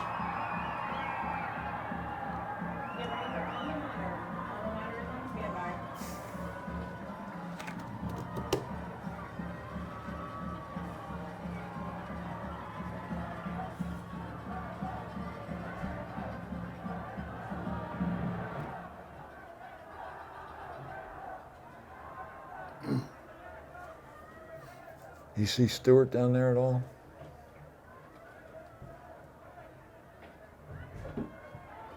Yeah, don't think Coach Duke's going to be particularly enthralled with the performance of his team on both sides of the ball, really. I mean, the defense just was unable to stop Liberty, and offensively, Joe Golly just didn't have one of his better games with 3 picks, and then the additional turnover with the snap problem, which we still can't understand, but. If there's a positive takeaway, again, it's the controllables versus the uncontrollables. I think there's a lot of things that are still in the control of the Lions that they can clean up, and we'll regroup and continue to grow as a team and hope to bounce back. And lots of guys got to be on the field tonight, so that experience is always valuable. One thing about Ranchview, they had some issues with COVID. Earlier in the season, and they have not been, I don't think, playing any games, so we may catch them with their first game of the season. Yep. So we'll have to see how that comes out, whether or not we'll even have the opportunity to play, but it is a home game, if I'm not mistaken. We were back at Cotton Ford. The friendly confines of TA Cotton Ford Stadium next Friday night, the 10th. The Lamar and Stem Crockett. Yeah, that's my home campus there. All right, so that'll be our spirit night. So I might have to spend a little time with them down on the sidelines before I come up here and call a game with you, Bob. We'll let you do that. We'll give you a pass on that one. Okay, folks. Well, for Matt Hansen and Rebecca Padron, I'm Bob Muty. Once again, the final score: Frisco Liberty RedHawks 55, Greenville Lions 21. Good night, everybody. This video has been brought to you by GEUS 34. GEUS is your community-owned provider for electric, internet, cable TV, and true local programming.